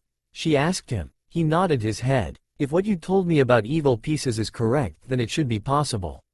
I would have to create a large ceiling script that feeds off negative emotions and ones that represent devils as a whole. Such examples are greed, lust, envy, you name it. The seal would use those negative emotions and would dissolve them, removing whatever trace of demonic energy inside of their body, transforming it into chakra, which would return them to their state before being turned. He finished his explanation to Yasaka, who looked at him as if he just grew a second head. I will bring your idea forth to the elders. If what you're saying is really possible, then we could indeed help out some of our members who were forced into servitude, which we don't want. She nodded her head as she ran over his idea once more. Great, I'll wait for your answer then. I also have some other business I need to deal with back home. He picked his words carefully. Oh? She raised a single eyebrow, prompting him to continue. Yes, it has to do with my past. She saw his eyes darken at the mention. It's best for me to deal with it soon before it comes to bite me in the ass. I don't want them to try anything to either you or Kuno. He said with a firm tone. I see. How long will you be gone? She asked while suppressing her sadness at hearing his words. Relax, it shouldn't be more than a week at most. He said with a reassuring smile. His words calmed her fears. Relief flooded her system at his words. That's nice to hear, isn't it, Masumi? The smaller kitsune nodded her head as her tail swished in excitement behind her. Well, I don't want to keep you from your work any longer than I already have, so. He stood up and walked over to her. Bending down, they shared another kiss before he motioned for Kuno to move over to him. I'll take Kuno for a walk, okay? Yasaka nodded her head. Be careful though. He smiled. Of course, we'll be back sometime around dinner. Let's go, Kuno. Say bye to Ka-chan. Bye, Ka-chan. Yasaka watched the two leave and waved them goodbye. As the door closed, she released another sigh before slumping in her chair as she continued to look over the papers she was busy with. It had been almost a month since the Fourth Shinobi War had ended, and despite the growing tensions between the 5 villages, the shinobis were glad nothing had really happened. The shinobi had buried their fallen comrades shortly after the war as a sign of respect for their sacrifice. In Konoha, a blonde girl around 15 years could be seen going through katas on an empty training ground. Her clothes, which existed of the standard kunoichi outfit with the addition of a red katana hanging from her side, were sticking to her skin from all the sweat she accumulated from her training. Ever since she along with her parent returned to Konoha, she had started to train herself to complete exhaustion. She had begged both her father and mother for help so she could bring Naruto back and so they could be the family they were supposed to be. Her parents were proud with her determination and did their best to help her as much as they could. Her mother had helped her increase her skill with a katana, while her father had helped her with adding an affinity to the Rasengan. From what she had both heard and seen, her older brother was already capable of doing something like that. Unfortunately, she wasn't blessed by having a giant chakra construct inside of her gut that could fasten her training and had to do it with just a few cage buncheons. Her parents would be busy trying to find a way to reach Naruto whenever they weren't busy with her. Unlike the majority of people, they didn't forget that he mentioned the existence of a second world connected to their own and that he was currently there. Though she wondered if it would actually help, as she heard the arrogance he spoke with when he said he was the only one capable of accessing said world. It was like he was bragging about it. She had also tried to talk with his friends. Well, ex-friends now, in her attempt to find out more about her older brother. She was surprised at what they all told her. He lived alone from a young age. Apparently her brother also used to be the dead last back when they were younger and quite the prankster. He was also a loudmouth who didn't think before acting, getting himself into more trouble than he was worth. Despite those faults though, he was very loyal to his friends. He never gave up and was able to turn even his own enemies into allies, something she had seen during the war when he managed to win over her father's old student, Obito. Despite being labeled the dead last, he had quickly grown in strength and was apprenticed to Jiraiya, the legendary Toad Sage who was her father's own sensei. He also had signed the Toad contract, something she didn't have. Now that she thought about it, couldn't the Toads reverse summon him? Her eyes widened as she thought of that and halted her training before sprinting towards the home she along with her parents lived. She arrived at her home, which was a modest-looking one. It was placed on the outskirts of Konoha, had a basic 3-bedroom design. It really wasn't anything fancy, as her parents decided they wanted to live in a normal home. Throwing the door open, she knew her parents were most likely in the library and made her way towards them. "Ka-san, Tu-san," she yelled as she entered the library and spotted her parents looking at her concerned. "Is there something wrong, Nami-chan?" Kushina asked her daughter, seeing how she barged in the room. Ka-san, she took a few breaths to calm herself down. Ka-san, To-san, I wanted to ask if the toads can reverse summon someone? They can, Nami, they used to do that with Jiraiya and myself. Why? Because Naruto holds the toad contract, correct? Yes? Minato confirmed, not sure where she was going with this. Can't they reverse summon Ni-san then? For a moment silence reigned the room as Nami watched her parents' eyes widen. You're right, Minato exclaimed as he shot from his chair and hugged his daughter. However, and so came the bad news. I no longer have my name on the contract. Kushina's hope that was reignited by Nami's earlier statement came crashing down the moment her husband's words hit her. What about Tsunade? Is there a chance she has a way to contact the toads? Kushina asked her husband. Minato glanced at his wife and could see the desperate look she sported. He himself wasn't sure if she had a way to contact them, but it wouldn't hurt to ask, would it? I don't, Kushina-chan, but we can try? Kushina gave him a nod as she along with Nami stepped closer to him. Placing a hand on both their shoulders, a yellow flash filled the room as they were gone. Appearing inside the Hokage office, they were treated by the sight of their Hokage, sleeping on the job. Ahem. Minato cleared his throat in an attempt to wake her up. No luck. Tsunade. Still no luck. Tsunade. Minato yelled while adding a bit of killing intent to his voice. That did the job as Tsunade's eyes shot open and she looked around before glaring as she settled her eyes upon the people inside her office with her. What? I was busy. The trio gave her a deadpanned stare at her weak excuse. Minato shook his head as he decided it wasn't worth to argue. Tsunade, we were wondering if you have a way to contact the toads? Toads? Tsunade thought as she looked as if she didn't hear him correctly. Yes, why? She asked, unsure as to where he was going with this. Nami here, he put his hand on his daughter's shoulder. Told us that since the toads are capable of reverse summoning, they should be able to do the same to Naruto. Tsunade's eyes widened slightly as she understood what he was implying. Very well. She spoke before flashing through a set of hand seals. Kachiyose no Jutsu. A puff of smoke appeared before it was gone and they saw a small slug on Tsunade's desk. Lady Tsunade? The feminine voice of the slug spoke as it spotted their summoner. Hello Katsuyu. I want to ask if there's a possible way for us to get in contact with the toads? Why? The small slug asked. In response, Tsunade motioned for her to turn around where she spotted the remaining members of the Uzumaki Namikaze family. I see. The slug turned back to her summoner. I will ask Lady Katsuyu if there is a possibility, Lady Tsunade. The small slug spoke before it was gone with another poof of smoke. I guess we'll just have to wait, Tsunade said as she started to look over some papers. Most of them were regarding clan funds after casualties they suffered from the war and ways to increase their income. Nothing too important really. Time ticked by as Minato along with his wife and daughter watched Tsunade go through the papers with a scowl on her face. Minato easily understanding her annoyance as he had been in her position once before. Suddenly though cracks began to form as she dug her fingers in her desk. Annoyance radiating off of her. This is? She looked unbelievingly at the paper in her hand. What is it, Tsunade-sama? Kushina asked the older woman. This. She slammed the paper on her desk for all of them to see. The daimyo wants us to increase our focus on retrieving Naruto Uzumaki. With the tension between the villages rising and the losses suffered from the war, the daimyo is afraid someone might attack Konoha or his own family. At the moment we're weakened enough, a few minor villages can do major damage if they work together. That's not even to mention that someone reported to the man about the technology Naruto had and wants it for himself, or at least in his own hands.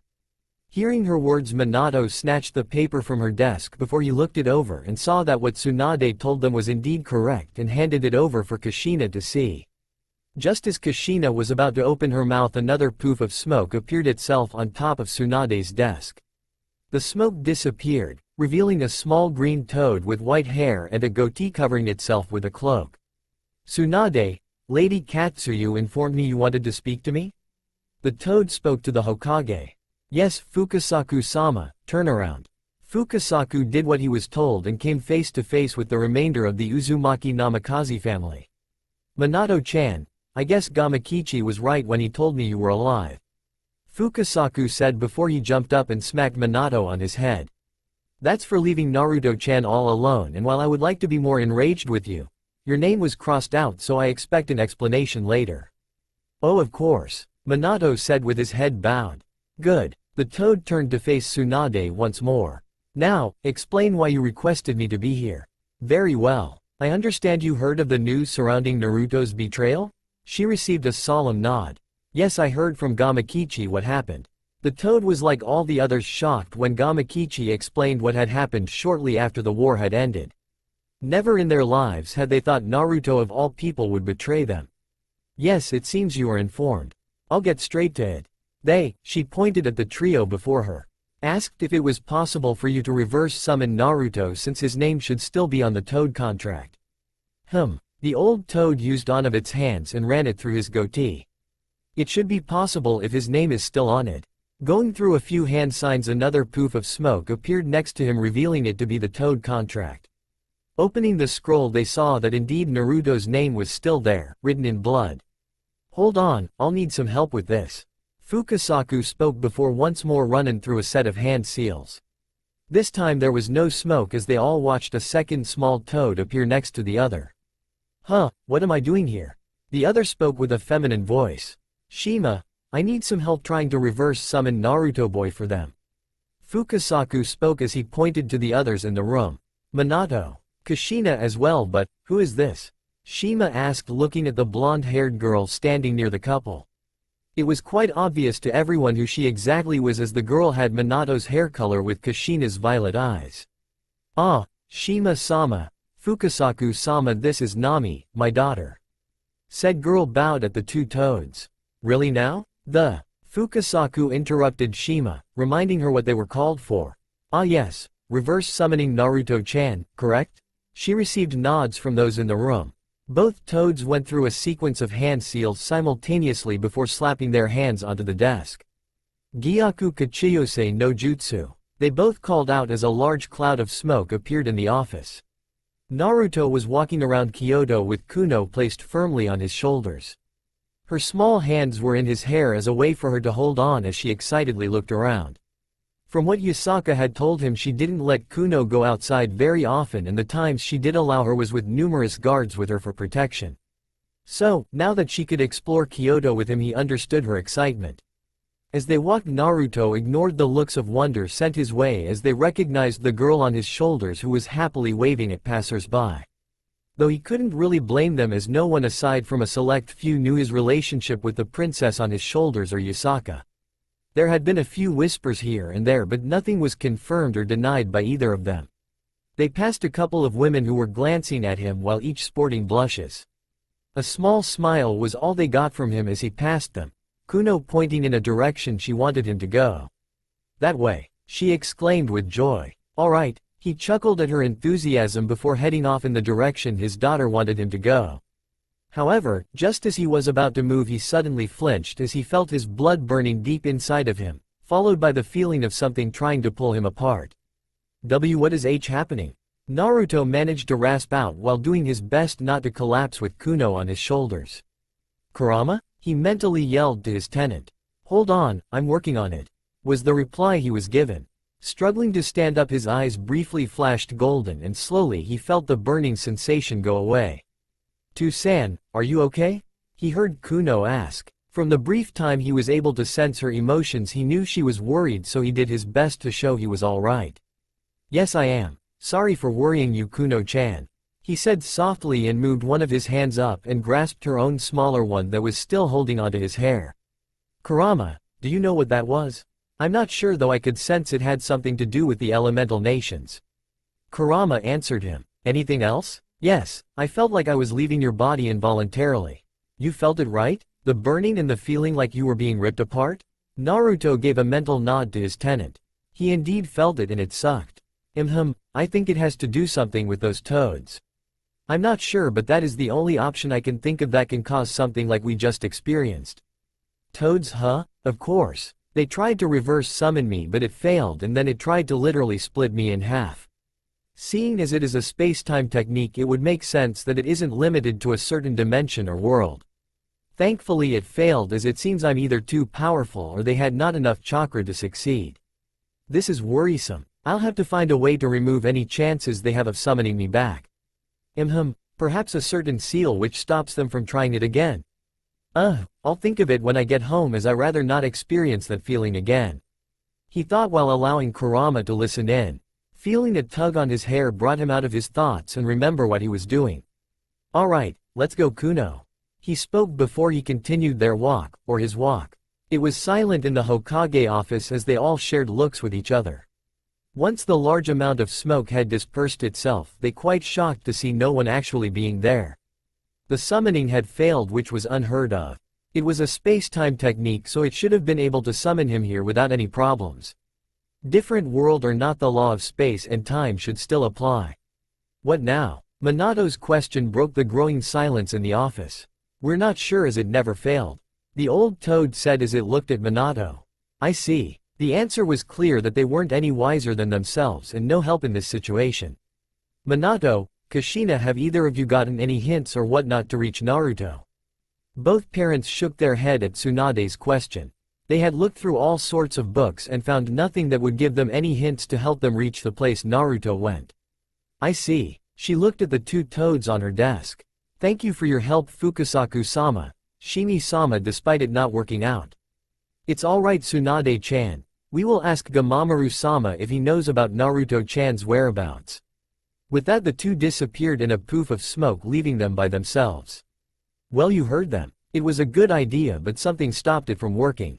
Anyway, I take it you two will be continuing your search? Kushina and Minato nodded their heads. Very well, now, please leave, as I have a lot of work, it seems. She glared at the paperwork that was stacked on her desk. Was heard, accompanied by the sound of wood getting crushed. Located in the training room inside the Hyuga compound, Hinata could be seen panting slightly as she looked at the aftermath of her latest onslaught. Her lavender eyes were cold as she seemed to be glaring at the training post before her, while the rest of her face was as stoic a Hyuga could be. Since Naruto's rejection, she had closed herself off from the world and instead spent her days in her room until a few days ago. They weren't ready, however, as they immediately noticed the change she underwent. Hake Roku Huion Sho. She blitzed towards to the training dummy to her right. Yes, the moment she left the confines of her room, they could all feel the air around her had changed. Gone was the meek girl who couldn't speak properly without stuttering, and in her place was a girl cold enough to be worthy of being called a Hyuga. She had declined any invites sent to her by her friends in their attempts to hang out. No, instead she spent her time training, constantly improving herself so she could be together with the one she saw as her destined one. She saw his rejection as his way of telling her she was too weak. She needed to be stronger for him so she could give him strong children. The rest of the clan, her father included, were initially pleased by the changes she underwent as she finally acted like a proper Hyuga. However, they soon began to worry as she showed no love for any of them, including her younger sister Hanabi. Something she proved after ruthlessly defeating her in a spar. So now they were stuck with a most likely insane heiress. Oh, how they silently cursed themselves as they now preferred the more timid and shy Hinata over this one. Hinata. The stern voice of her father brought her out of her combat mode. Yes, Oto-sama? Hinata asked as she looked at Hiyashi, who, despite known for not showing much if any emotion, looked with a bit of sadness at his eldest.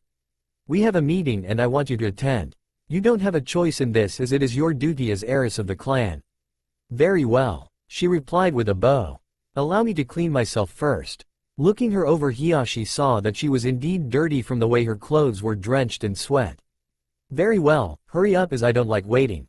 Not waiting for her reply, Hiyashi turned around and left her behind. Hinata watched the retreating back of her father for a moment before she too walked off. The training room was empty and silent for a moment. Crack. The sound was caused by a large crack that appeared on the training dummy Hinata had attacked earlier. A testament to her improvements ever since she started her training. It was late in the evening and Naruto could be seen sitting on the edge of the bed in his and Yasaka's bedroom. He was wearing a midnight blue kimono that hung loosely on his form, allowing one to see his naked chest. The sound of the bathroom door opening gained his attention as he watched Yasaka exit the room. She was wearing what looked like a black, erotic-looking nightgown, and her blonde hair was done in a bun. Beautiful, he murmured as he looked her over. From where she stood, Yasaka was able to hear his words as a small blush spread itself across her cheeks. She had been called beautiful countless of times before, but it was the honesty in his voice that elicited the reaction to his words. With a sway in her hips she walked over to him, enjoying the way his eyes would linger on her hips. As she got closer she watched as his eyes traveled upwards before meeting her own. She hummed a bit before she gave him a seductive smirk. She saw him tilt his head and her smirk widened before she took another step forwards and proceeded to straddle him. His legs were between her own as gold met red. She felt his arms wrap around her before her body was pressed against his own. Both leaned their heads forwards and let their lips meet. Their kiss started off slow but quickly evolved into something more as she wrapped her arms around his neck and deepened the kiss. His hands that were resting on the small of her back moved lower and lower before they rested on her supple rear. She broke the kiss as she felt him start kneading her rear and released a throaty moan. Naruto-kun tilde. The way she spoke caused him to shiver. Pressing her lips back against his own, she slowly trailed down her kisses to his jaw where she stopped for a moment before continuing her journey to his neck. Naruto increased the grip he had on her ass as she began to nip and lick at his neck. It felt really good and he had his eyes closed. Moving his kimono slightly which revealed his collarbone, her eyes landed on a bite mark he had on his otherwise unblemished skin. It was a mark, her mark she left on him as a sign for others that he was hers. Wasting no time she latched her lips on the mark and felt him stiffen. Naruto wasn't sure if Yasaka was aware of the reaction she got from him as he felt her tongue trail over the bite mark she had given him during his stay here. The mark was very sensitive. At first he didn't know what it was and thought she must have bitten him and waited for it to heal. He was surprised as nothing he tried worked, not even Kurama's chakra managed to remove it. It wasn't until later he understood what the mark exactly was and how sensitive it was. Just by trailing his own fingers over it was enough to cause a shiver to go through his body, so Yasaka's current actions made it very hard for him to control himself. "Yasaka?" He hissed out her name as he felt her bite down at the exact same spot. Finally she seemed to lean back only for her to place a gentle kiss on the mark that was now wet with her saliva. "Naruto-kun?" He didn't answer her and instead he hungrily pressed his lips against her own. His tongue invading her mouth and he felt her weakly fight back. After a minute or two he broke the kiss as Yasaka could be seen panting slightly in want. Suddenly he went rigid as he felt her soft hand wrapped around his stiff member. Glancing downwards he saw one of her hands had entered his kimono. Feeling her stroke his member he moved one of his hand upwards before stopping just above her tailbone and channeled a small amount of lightning chakra into his fingers. Pressing his fingers against her he released a groan as her grip around his member increased. "Ah, Naruto-tilde," she breathed out as she felt the shock travel through her body. The shock had a second effect as it causing her tails and fox ears to appear. "Much better," he murmured as she looked more exotic with her extra appendages on display. Hearing his words on her appearance, Yasaka increased the speed of her strokes before she moved the kimono to the side and allowing his member to be fully seen. Not too interested in foreplay, she lifted herself up slightly, using one of her hands to move her panties to the side. She was wet, very wet, evident by the feeling as she rubbed her lower lips over the head of his member. After making sure his member was properly wet, she sank down onto his hard cock, releasing a blissful moan until she came to rest on his thighs. The familiar feeling of being filled caused her to close her eyes while enjoying the sensations she felt from the way it twitched inside of her.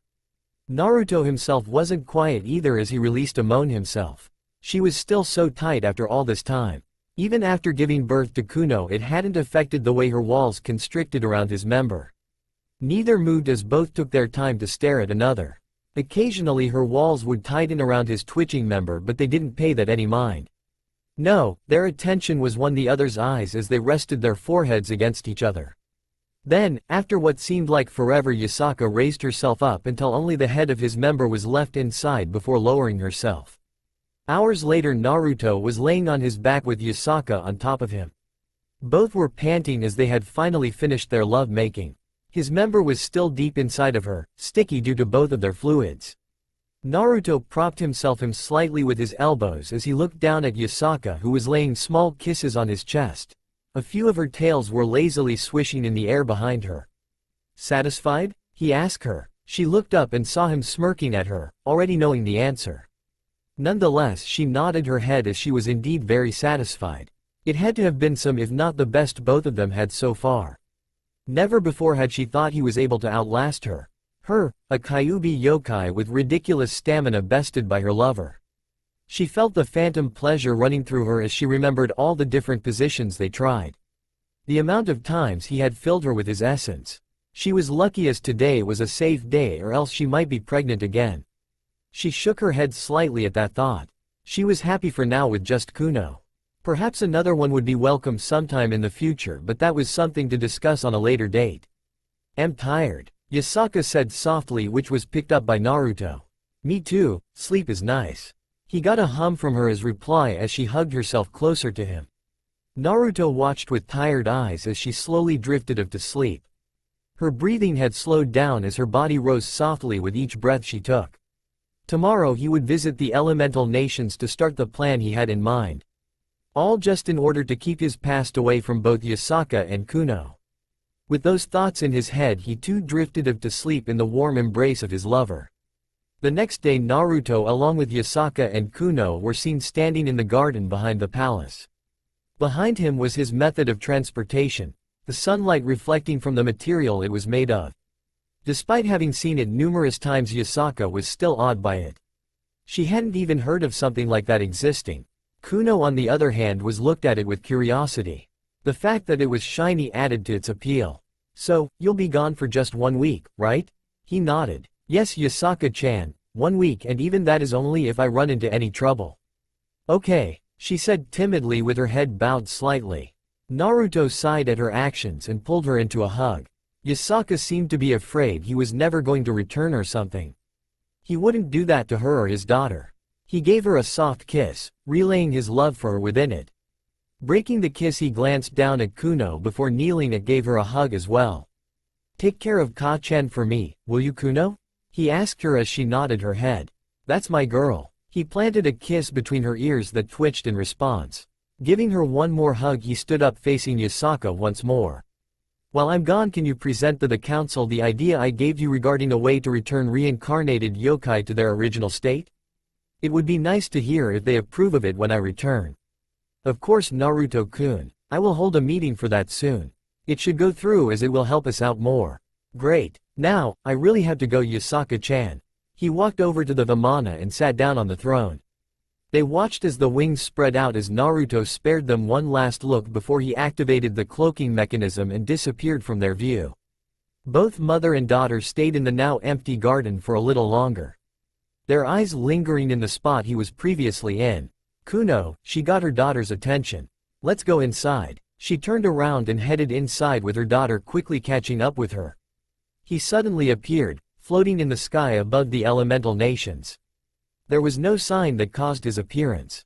He was just there. His red eyes glanced around. From his position in the sky he was able to spot the faint shimmering of lights in the dark night below him. Probably from a small village, he guessed. A holographic map of the elemental nations appeared before him. As he looked at it, he realized just how small it was compared to the other world. A large difference was that, compared to the other world, the elemental nations was just one supercontinent. Just one big continent that held the 5 great nations with a few smaller islands scattered around. "Let's see," he muttered as he kept his eyes on the map before him. "Ah, there it is."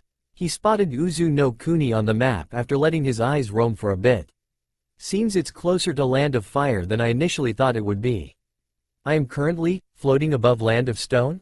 Interesting." He spotted the small red blip on the map Weok indicated his position.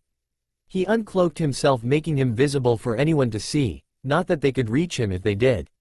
The only ones that were capable of flight as far as he knew were Onoki and Sasuke, but he doubted either of them would know he was there at the moment. Having finished those thoughts, he turned around before setting course towards Uzushigakure. He closed his eyes as he began to travel. A short nap wouldn't hurt. A few hours later his eyes fluttered open before immediately squinting them almost completely closed as he was subjected to the sun directly shining in his face.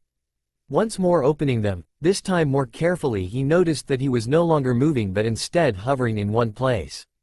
Map reappearing once more, he noticed he was hovering directly above his location and commanded the aircraft to lower itself on the island that was Uzu no Kuni. Standing up from where he was seated, he casually hopped off, landing on the firm ground and began walking. Behind him a golden glow encompassed the Vmana before it was gone. He stopped before looking around. Everywhere he looked were destroyed buildings. Evidence from the attack they suffered under Kiri, Kumo and Iwa. He was surprised no one actually did something with the land after so many years. Continuing his walk for a bit he suddenly stopped. "Come out, now," he said. For a moment nothing happened before slowly numerous figures appeared around him. Bandits, he thought as he spotted their outfit and weapons they carried. "Ho, look what we got here, boys," one of them said as they began to circle him. "Tell me, boy, what's a noble like yourself doing here? Perhaps if you answer us we might let you go, after you hand over your possessions, of course." He finished with a laugh that was soon joined by his comrades. "Are you threatening me, mongrel? I guess I should show you your place like the dog you are." The air behind him rippled and they watched as he pushed his hand inside. Retracting his hand they saw that he now had a weapon in his hand, a sword to be precise. It looked like a normal sword, with the exception of the blade itself being made out of pure gold. "You should be honored to die by one of my treasures." As he finished that sentence he moved. None of the bandits had managed to catch him as he reappeared behind the man that threatened him, his sword sticking out of his chest as he gurgled on his own blood. "Weak," was all he said as he kicked his body away. Seeing one of their own killed with such ease snapped them out of their state of shock as they began their attack. Naruto had no problems dodging their attacks, often moving just enough for their weapons to fly by. Moving his head to the side he dodged a swipe that was aimed for his face before he quickly cut the offending arm off. Not letting the man react he used the momentum from the swing to twirl on his heel and cut off his head. Spotting an axe heading his way from the corner of his eye he, instead of blocking, sent out a swing of his own, his weapon shattering the bandit's axe with no resistance as he cut through the man's face from the nose up with little problem. By now the surrounding bandits were scared. They just watched this supposedly noble kill three of their own in a brutal and uncaring manner. This is not how they expected this to go. They expected the man to be afraid and hand over his valuables before begging for mercy. Instead they got a swordmaster that was making quick work of them. Their hands began to shake as they were wondering between attacking or retreating. Having enough, Naruto snapped his fingers as the air rippled behind him and numerous weapons poked out. Then, with a flick of his wrist the weapons shot out. They had no time to react as the weapons shot at them with incredible speed, impaling them straight through their heart. "Tch, such a waste of my time," he muttered before looking himself over and was pleased the kimono he wore was untouched. Sparing their corpses one last glance he continued his walk till he came across a clearing. Nodding to himself he snapped his fingers once more, this time though the area before him began to glow golden. He himself had to squint as the light was too bright even for him. When the light died down he looked at what was before him. A small cabin was there. Despite its size the aura around it radiated that it was only meant for the best if the best. Pleased with himself Naruto entered the cabin and saw that there was a desk with a chair ready for him. Summoning a few scrolls from the vault he went over his plans to have the elemental nations under his control. Glancing around he seemed to miss something before realizing what exactly. Appearing in his hand was a small picture stand. He smiled as he looked at the picture that was placed inside of it. It was on of Kuno and Yasaka when she was a bit younger. Taking one last look he put it on the corner of his desk before he began to look at some of the scrolls laid out before him. Naruto released a sigh as he read over his plans once more. He had finished earlier and was giving it a look over. From what he could come up with was that if everything would go according to plan, something he doubted. Regardless though, if he were to invest a large amount of money, for them at least, in these villages it should only take a couple years before the great villages would rely solely on him. To speed this up a bit he would have to start buying up their buildings, one by one until he would own a large portion of their respective villages. Another option was to kill their daimyos and take over in their place. However, he wrote that off as it wouldn't work out for him. If he were to do that he would have to fill in their place for the time being, something he wasn't all too interested in. Finishing his thoughts he stood up from his seat and headed outside. Once outside he made a familiar hand seal. "Kage Bunshin no Jutsu," he called before numerous puffs of smoke obscured his vision. Once gone he was met with the view of just less than 24 clones. "Make 4 groups of 5. He told the clones who did what they were asked. Good, now I want one of each group to henge themselves into a noble-looking person while the other 4 henge themselves into guards. Each of you 4 groups is going to one of the 5 villages with the exception of Konoha, that one is mine. He walked up to the clones before applying a seal to each of them. The seal will make it so you keep that appearance for the entire time, which should be more than enough.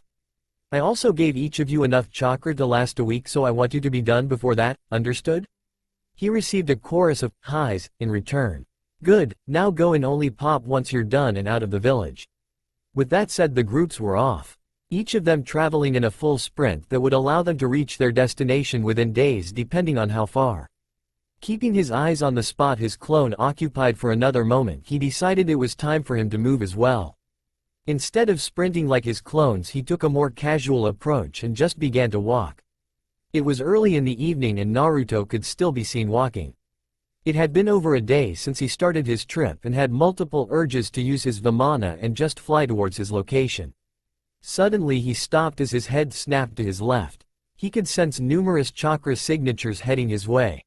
Using a quick henge to turn his hair more flat and brown and his eyes went from blood red to gray, he waited in his spot for a moment. Can you come out, Shinobi-san? Naruto requested after sensing their eyes on him. Not receiving a reply, he turned his head slightly before making eye contact with the supposed hidden nen. Finally, after what seemed like forever, 4 blurs appeared before him, each of them wearing an animal-themed mask. State your business in Fire Country. The bear-masked man said. I'm heading towards Konohagakure no Sato for business. No guards? The Anbu asked him. He couldn't really blame him, as it wasn't often you would see a noble travel all by himself. Especially not with bandits and perhaps even enemy shinobi around. No guards. I have been trained in ninja arts since early age in case something would ever happen that would kill any guards I have. Now that you're here though, wouldn't you mind escorting me to Konoha? I can pay for this mission, I guess, once we arrive. The Anbu seemed to share a few glances with each other before nodding at him. Thank you very much. Lead the way, Anbu-san. He replied before motioning the masked man to begin. If they were expecting him to bow, they came to the wrong guy. It was late in the evening as he along with his escort spotted the village. He knew through that despite doing their best to hide it, they were shocked by how easy he was able to maintain high Jonin speeds. The fact that they could barely sense any chakra coming from him just added to that mystery. Umbra Squad, Bear Taiko reporting back from scouting. He heard the now leader of the squad he was traveling with inform the gate guards. The guard gave the group a look over before his eyes rested on him. Who is that? He pointed at Naruto. A man we came across during our scouting. He requested for us to escort him to Konohagakure. I see, the guard said before beckoning him to come forth. Doing what was requested of him, he stopped in front of the man who proceeded to look him over. Name please. He held out a notebook and a pen. Accepting it, he wrote down his name and gave it back. Soji Kairo. It read, alright then, welcome in Konohagakure. They said to him, and Naruto looked around and noticed the Anbu near him were gone. Not bothered too much, he stepped inside the village he hoped he never had to enter again. As he walked through the busy streets of Konoha, he noticed just how unscathed the village was from the war that they had. Even now he could see couples and younger children walking around, talking like the war had never even happened. He stopped in his tracks as the familiar smell of ramen entered his nose. His eyes following the smell, which led to a certain shop he used to come so often, Ichiraku's Ramen. With a shrug of his shoulders he made his way over. It wouldn't hurt him to eat there once more. As long as he didn't order over 15 bowls like his old self, they shouldn't recognize him. Taking a seat, he gazed at the father-daughter couple that stood behind the counter. He could see the bags under their eyes and felt somewhat bad. As far as he remembered, they had been nothing but nice to them, from when he was just a small malnourished boy to when he was older. Then he had just left them and the rest of the shinobi world without even saying anything. He was brought out of his thoughts as the brown-haired girl, or woman Ayame, waved her hand in front of his face. Yes? He asked. I was asking for your order.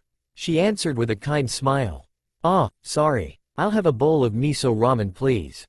Ayame smiled before she relayed his order to her father in the back. So, what brings you here? The girl asked in an attempt to start a conversation. Looking her over once, he deduced that she was just curious and it wouldn't hurt to answer her. Oh me, I'm here for business. How did you know I'm not from around here? That's easy. I noticed the way you were looking around as you walked through the streets. It was like you were intrigued or something." He chuckled at her reply. "Correct, seems you're quite smart for a girl that serves ramen, nay?" He joked. She was about to speak up when they were interrupted by a loud voice. "Ayame, 4 bowls of salt ramen please." The owner of the voice plopped down next to him and he saw that it was his sister.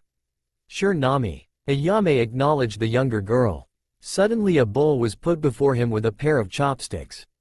He thanked the older man as he began to eat with grace one wouldn't expect had they known who he was. From the corner of his eye he saw his younger sister staring at him as he ate some of the noodles. "Excuse me, can you not stare at me like that?" he politely asked the younger blonde who scratched the back of her head at being caught. "Sorry, it's just that you seem familiar.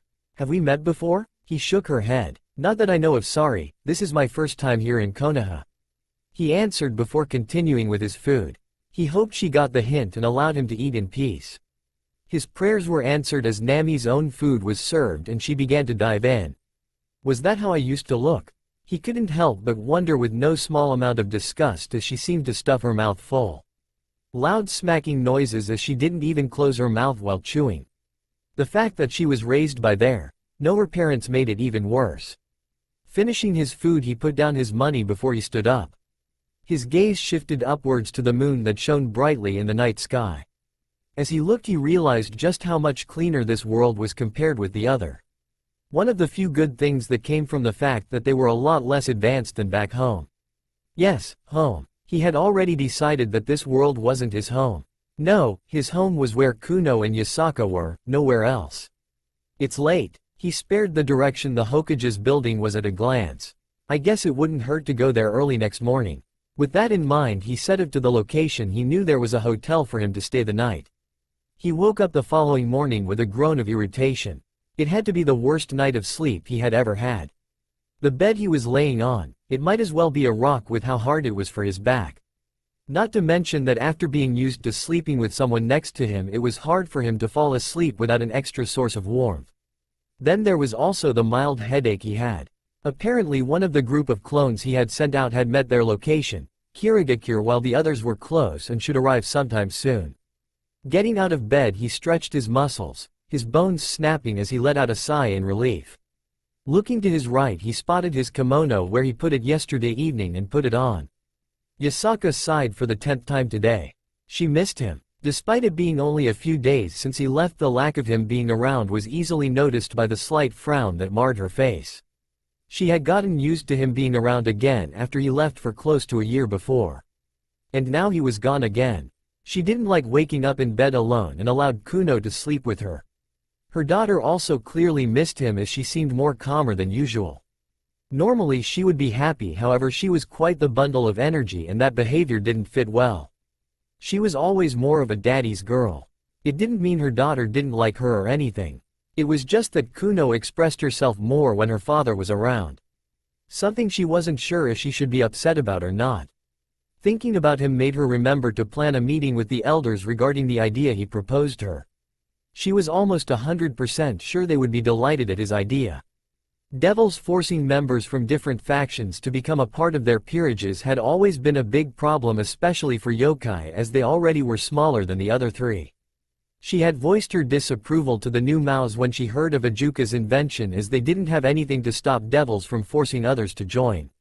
She chuckled softly. It was just for devils to take what they want and not bother with the consequences. She could only imagine what would happen if someone would try to force Kuno into joining their peerage. Naruto would most likely kill them on the spot now that she thought about it, and she would help him. Suddenly a golden glow filled her office, causing her to look away lest she be blinded by how bright it was. Sensing the brightness was gone, she turned to look who intruded her office, only for her eyes to widen as she bowed her head. Amaterasu-sama. Yasaka greeted the goddess with her head still bowed in respect. "Raise your head, Yasaka," Amaterasu said to the bowing foxwoman. The woman in question did what was asked and looked at the dark-haired woman before her. Her golden eyes, which, unlike her own, were so bright it was as if she was looking at the sun itself, looked at her with an emotion she wasn't quite sure where to put it. She was wearing a dark kimono with small suns around the sleeves as she looked at her with a frown. "I told you that you don't have to call me Sama, didn't I?" We've known each other for quite long and I like to say we are good acquaintances at least. Sorry Amaterasu. Amaterasu. She corrected herself as she spotted the glare sent her way. What can I do for you? She took the empty seat in front of her. News reached me of a certain man you and Kuno were seen with, care to explain? What do you mean? Yasaka asked, trying to dodge her question. Don't play stupid with me, Yasaka. Reports reached me of you being seen walking hand in hand with a blonde man. Not to mention that he was seen walking alone with your daughter as well. Damn, how did she know that? Yasaka couldn't help but wonder. However, it also raised concerns that she should increase the security around Kyoto. While someone like Amaterasu, who is a member of the Shinto faction, are expected to have spies everywhere. It was concerning as it was possible fallen or even devils to gain this information if they have spies around. Very well then, it seems I can't keep anything a secret from you. That man you are talking about, his name is Naruto Uzumaki. He is my mate and Kuno's father. Straight to the point she went, as it wouldn't help her much to lie to a goddess such as the one sitting before her. She saw Amaterasu's eyes widen at that piece of information before they narrowed. How come you didn't inform me of this information before? She had asked her before regarding the status of Kuno's father, but at the time she said he was someone unimportant man that didn't want anything to do with her or Kuno. He asked me not to. He didn't want himself to be known to the supernatural world. Something no doubt would happen once news would come out about my mate. She reasoned with the goddess, who seemed to accept the reason she was given after a moment of staring. Yes, she where she was coming from, as Yasaka was an important figure in the supernatural world despite her faction being neutral. I see, I will forgive you for keeping that information away from me this time. Where is he anyway? A frown made itself known on her face. He's not here at the moment. He said he had to deal with problems back home that could potentially harm either me or our daughter. So as much as I don't like it, he's currently somewhere else. Why? Oh, no reason, I just want to see who the man was that was able to steal your heart. She laughed softly at the glare sent her way. Don't give me that look, Yasaka-chan. How long have they been bothering for you to have children or take a maid only for you to blow them off? It makes me curious as to how special he must be for you to talk so fondly about him. Ah, he's special all right, she said fondly. Really now? She leaned forward. Tell me something about him. Yasaka looked at her for a moment before shrugging. It wouldn't hurt to reveal a bit about him. Not to mention that it was better than doing whatever she was doing before she arrived. Pleasure doing business with you, Hokage Dono. A disguised Naruto said with a bow. Tsunade mimicked his actions as she held a small smile. They had just finished negotiations for the past hour and had come to agreements. He had bought up a lot of older property in the village. Most of it was in the bad parts of the town. Not that he cared about that though, as he now owned just a bit over 20% of Konoha. A bit less than he wanted, but it was to be expected as most of the land was already used by the clans that were living in the village. Aside from that, he had invested a hefty sum of money in the village itself, something he knew they could use as they were still rebuilding from the war, and any money was welcome. It was actually what made him sure he would have similar success in the other villages. Not to mention that with their daimyos all being paranoid, they could use any money they could get. From the memory he received from the clones he had sent to Kirigakure, he managed to get more out of it than Konoha. He managed to buy almost 30% of the village that was now his. Of course it was still ruled by their cage, however the ground was his and that was all that mattered. Their cage however was quite the flirt. Not that it had any effect on him though, as her beauty couldn't quite keep up with Yasaka's own. He was glad the currency here, Ryo, was worth a lot less than the ones used back home. You too, Kairo-san. I'll take my leave then. Perhaps I will look around and see what else Konoha has to offer. Do you require any guards or someone that can show you around? Naruto waved her off. I'm sure I will be fine on my own, thank you. Giving one last bow he walked out. Opening the door he almost bumped into someone he really wished he didn't have to see. Minato Namikaze and Uzumaki Kushina. Oh sorry, are you alright? He heard Minato ask him. I'm fine Namikaze-san. If you don't mind I wish to proceed. He motioned for them to step aside. Oh of course he rubbed the back of his head sheepishly as he let the man through. Thank you, they heard the man say before he was gone. Interesting, they murmured as they watched his back as he continued his stride. After he disappeared from their view they knocked once before entering the office.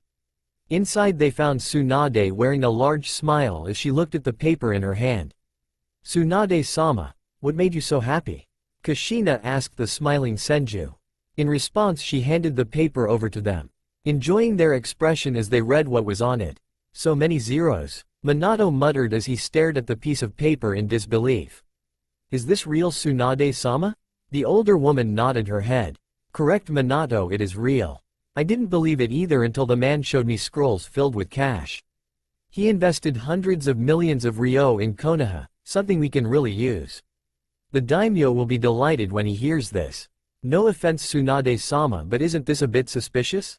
Minato asked, getting Kushina to look at him in confusion. "I know what you mean, Minato, however the man is real. He comes from a small but very prosperous family whose members have all been killed during the war. He's also trained in ninja arts, which is surprising as most men like him usually let others do their work. But if it eases your worries, I have sent some Anbu to watch over him. Both for his and our own safety." She saw that he looked pleased. "Now is there anything else as to why you are here?" She watched as they changed their posture and stood straight. "Yes, Tsunade-sama. I was wondering if there is anyone left with a spacetime technique like Kakashi's Kamui. We have a few ideas as to how to reach Naruto, but I think we would need something of that caliber in order to pull it off." Tsunade hummed as she closed her eyes in thought. Someone with a space-time technique similar to Kakashi's Kamui? Her eyes snapped open as she looked at the two. "Uchiha Sasuke. Sakura told me his Rinnegan or Mangekyo Sharingan allowed him to travel through dimensions. Reportedly he used it during their fight with Kaguya. You sure about that? I imagine that if he was capable of entering the dimension Naruto's in, he would have already used it, as he seemed adamant of fighting my son. Perhaps it isn't because he didn't but because he couldn't?" Kushina butted in. Seeing their looks she explained. "One of his eyes allows him to travel through dimensions, as you said, yes. Now what if those dimensions differ from the one Naruto is in? I mean, Kaguya wasn't capable of entering the same dimension either, so what if they were missing something? Something that allowed them to lock on that specific dimension instead, one of the many random and empty ones." Both looked at her for a moment. "What?" she asked, annoyed by their stares. "Oh, nothing, it's just that you've been so quiet for a while," Minato said to his wife, who scratched the back of her head. It seemed that was a trait in every member of their family, Tsunade thought. Remembering Naruto used to do the same. "Anyway, Minato, Kushina, how's Nami doing?" At the mention of their daughter a smile appeared on their faces. "Great. She's been training very hard since her brothers left and promised to return him to him. She has finished the Rasengan and can do it with one hand now. We're helping her add an element to it next, just like Naruto has done." "Interesting. What is her elemental affinity? Is it wind like Naruto or something different?" "Water. She has inherited Kushina-chan's water affinity. If you need any help you should ask Kakashi. He had helped Naruto when he was making his wind Rasengan." Tsunade informed them, and a pang of guilt ran through Minato. He had finally managed to explain everything to Kakashi, from his death to somehow being alive once more. Despite that though, he wasn't sure if their relationship would ever return as it was before, as he could tell he sometimes wanted nothing to do with him. Another reason was because someone else had helped his son with his achievement. Since the first time Kushina had informed him she was pregnant with Naruto, he had looked forward to father-son training. The fact that Nami hadn't inherited his elemental affinity made it so he couldn't help her much when it came to ninjutsu. Naruto was walking through the streets once more. This time the sun was shining brightly down on him. His face showed no emotion as he gl-naced at a couple academy children playing around with wooden kunai. In a few years they would graduate before wasting their lives for an ungrateful village. Most of them would die, only to be forgotten shortly afterwards. He shook his head. He was glad his own daughter didn't have to do anything of such. No, if practices such as these were being done back home, he was sure the government would have shot them down immediately.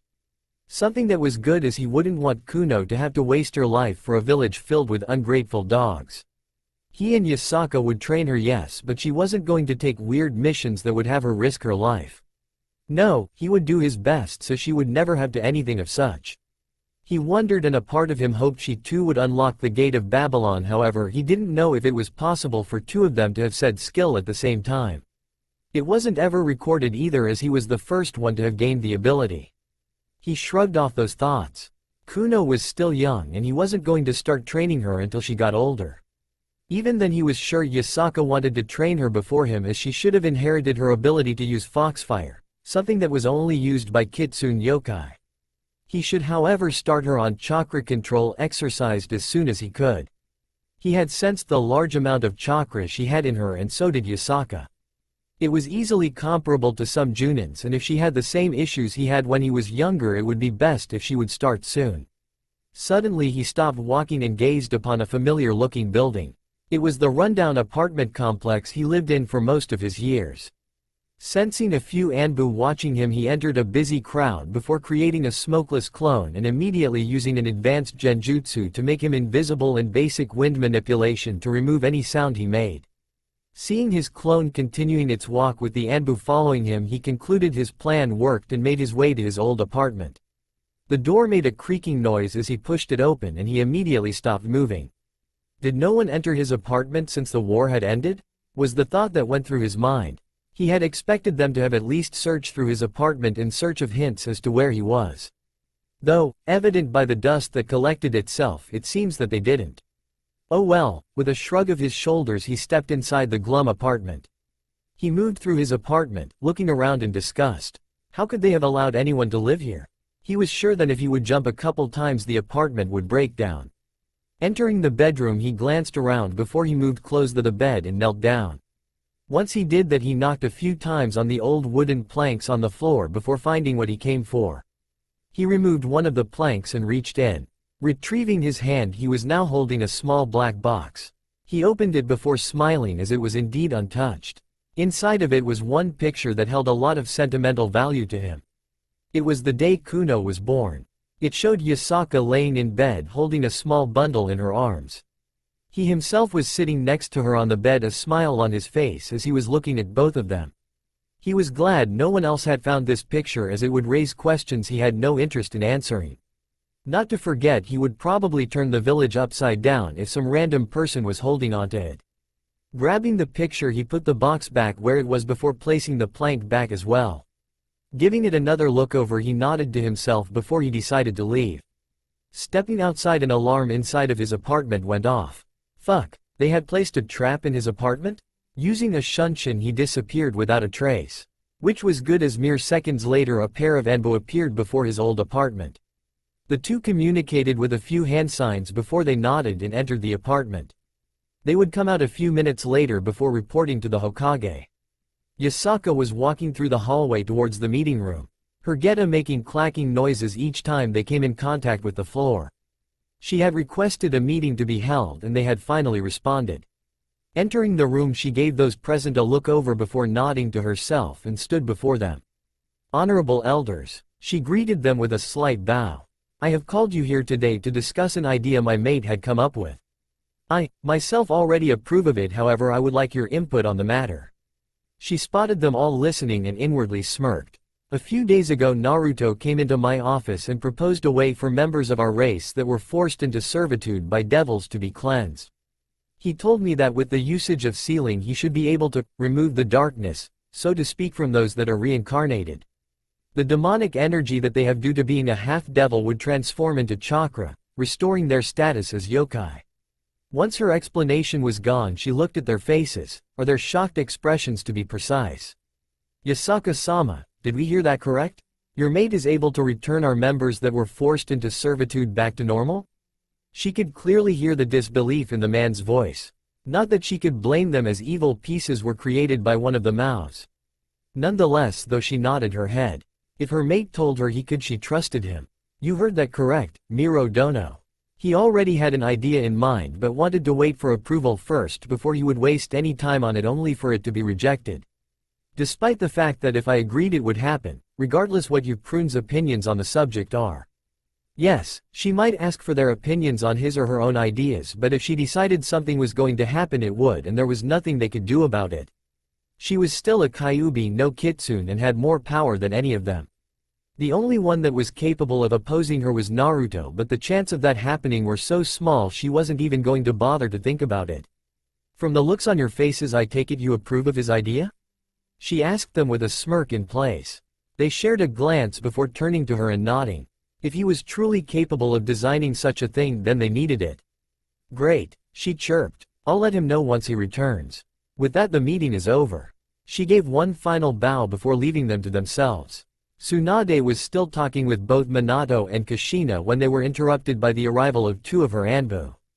Tiger, Sparrow, what are you doing here? She asked the Anbu who interrupted her talk with Kushina and Minato. Sorry Hokage-sama, but we're here to inform you that someone has entered Uzumaki-san's apartment and triggered the alarm. What? The trio exclaimed in shock. That's impossible, as only a family member can enter his apartment. Minato and Kushina had put a special barrier around his apartment that would only allow someone with a similar chakra signature to enter, which meant it was either Naruto, Kushina, Minato or Nami. Afterwards an alarm would trigger as they declared his apartment off limits. Hi Hokage-sama, we saw signs of entry and it looked like they were searching for something. Exactly what it was we don't know, as there was nothing left. Tsunade looked at them for a moment to see if they had anything else to say. When it was clear they didn't. Very well. I expect a more detailed report early tomorrow. Dismissed. The two left without a trace, leaving them all to think about what they were just told. You think that? Kushina began, and the others immediately knew what she was implying. I wouldn't count it out for now. They said that whoever it was that entered was looking for something, so it is possible Naruto was there to grab something he had forgotten to take before leaving. Something very important. Then we should look to see if he's still in the village. Kushina urged both her husband and the Hokage. Minato shook his head. Kushina-chan, do you really think Naruto is still in the village? I want to look for him as much as you do, but we both know that he's long gone, especially with that weird aircraft of his. Even I can't travel that fast. Seeing Kushina wanting to protest, Tsunade but in. Minato is correct, Kushina. Our best option is to send someone to look for Sasuke so he can help us getting Naruto back. Okay, she said dejectedly before Minato hugged her. Several miles away from Konoha, Naruto could be seen walking, this time using a different henge. He had left the village the moment the alarm went off. The clone he made earlier, however, was still there as to not raise any suspicion. A big weight was removed from his chest as he dug into his pocket and took out the picture. God knows what could have happened had any of them accidentally discovered it. Channeling a large amount of chakra, he released it as it sent out a pulse. A few seconds later he closed his eyes before opening them and removing the henge surrounding him. He had sent out a chakra pulse in an attempt to see if anyone was following him or if there was someone nearby. The signal having returned without any problems told him he was alone, and with that the area before him began to ripple as he called on his Vmana. He had no interest in walking all the way back, not to mention he would likely not make it back in the time he had told Yasaka he was gone. He had seen how she reacted when he had told her he would be gone for just a week. He didn't want to cause her more worries. With that in mind he hopped on before making his way to Uzushiogakure. Going at a pace that was faster than Jonin but not too quick. It was night time as he neared the small island that is Uzu no Kuni. From where he was at he could see a small light source down on the island. No doubt from the cabin he had left behind. As he was about to lower himself his danger senses went in overdrive and he quickly commanded the aircraft to move to the right. Just in time, as not even a second later a large, purple translucent arrow shot by. He kept his eyes on the arrow as it kept going and going till he could no longer see it. Ho? A smile crept on his face as there was only person capable of using said technique, and turned around, looking down at the small purple figure he spotted in the distance. Sasuke. He kept his eyes on his Susanoo while he was still hovering in the air. His eyes widening were the only sign of him noticing another arrow being fired at him. Deciding to humor him, he stood up from his throne and channeled chakra into the hand that held the sun mark. His hand began to glow brightly, and then, just as the arrow was about to reach him, he jabbed forward. Despite not being able to see it, he could pretty much imagine Sasuke's expression as with a single jab he had managed to cut through his arrow. For a split second he entered his chakra mode. Despite that though, it was enough for Sasuke, who was able to feel the increase in power and reacted by increasing the amount of chakra sent to his eyes. Naruto watched as his Susanoo grew taller and taller. From where he was he could sense the enormous chakra output of Sasuke as his Susanoo grew to its complete form. Its glowing eyes seemed to be glaring straight up to him. He was sure the entire land of fire was able to feel Sasuke's chakra with how much he was releasing. Despite that though, he found himself not caring as a large grin formed itself on his face. Holding both hands in front of him, he began to form a Bijudama, though he kept it on the smaller scale. Satisfied by its size, he aimed it at Sasuke before letting it loose. His eyes following its movements as it came closer and closer. Returning the favor, Sasuke commanded his Susanoo to put its hand on its sword, cutting the Bijudama in half, similar as to what he did to his own attack. Both halves of the Bijudama traveled past him before hitting the ground. A large explosion happening the moment it touched the ground, kicking up enough dust and dirt to completely cover his Susanoo from his view. Once again his eyes widened. This time due to the fact that Sasuke's Susanoo came flying at him with neck-breaking speeds, not bothered by the debris that bounced off of it. Quickly he sat back on the seat and commanded the Vmana to turn around before shooting forward at an incredible speed. His loud laughter could be heard throughout the night sky as they were locked in a dogfight. "Ha ha ha, I haven't had this much fun in a while," he screamed from the top of his lungs as he managed to dodge another arrow sent his way. He was moving from left to right with Sasuke mimicking his every move. Making a cross seal, he summoned a few dozen clones that exploded as soon as Sasuke passed them. Suddenly he turned the aircraft around while still moving. Sasuke's eyes widened slightly as he looked the familiar jutsu Naruto was holding. "Take this, Fuuten. Rasen Shuriken." With that he threw the shuriken-shaped Rasengan at Sasuke, who had stopped moving as his Susanoo conjured up a bow. "Enten. Susanoo Kagetsuchi." He quickly countered as he fired an Amaterasu-powered arrow at the incoming disc. Both attacks pressed against each other in a battle for dominance but ended up in a stalemate as they both exploded in a combination of wind-powered black flames that were spreading everywhere. In Konoha, numerous shinobi were able to sense the large spikes of chakra that would happen every so often and were able to see the night sky lit up in the distance. Tsunade had sent Anbu to the locations they were happening, though she doubted anything would come from it as they seemed so far away. As the effect of their attacks died down, Naruto and Sasuke could be seen staring at one another. "Done already?" Naruto asked Sasuke, who was glaring at him as he held a smirk. If you're not going to reply, I'll take it as yes and we'll leave." His smirk didn't disappear despite what he was saying. "Dobi, no Naruto, what are you doing here? I thought you never wanted to step a foot here again." Sasuke corrected himself. "Oh, you know, just some business and whatnot. Now, why did you attack me?" he asked with a pout. "I still want to fight you. Full power, no holding back." No. Sasuke was taken back by his reply. He was sure that he would accept his offer judging by the way he was acting earlier. Seeing his reaction, he decided to elaborate. "You're too weak at the moment. If we were to fight, I would win and that would be boring." "Not me winning, no, it would be over too fast, which is no fun. He. So, how about you go training a bit more and search for me once you gain some strength, Naruto?" He growled out his name as he listened to him speak. Calling him weak. Him, the last Uchiha, weak? He had fought a goddess and sealed her into the moon, yet he was being called weak? Naruto raised one of his hands as he saw the reaction Sasuke had due to his words.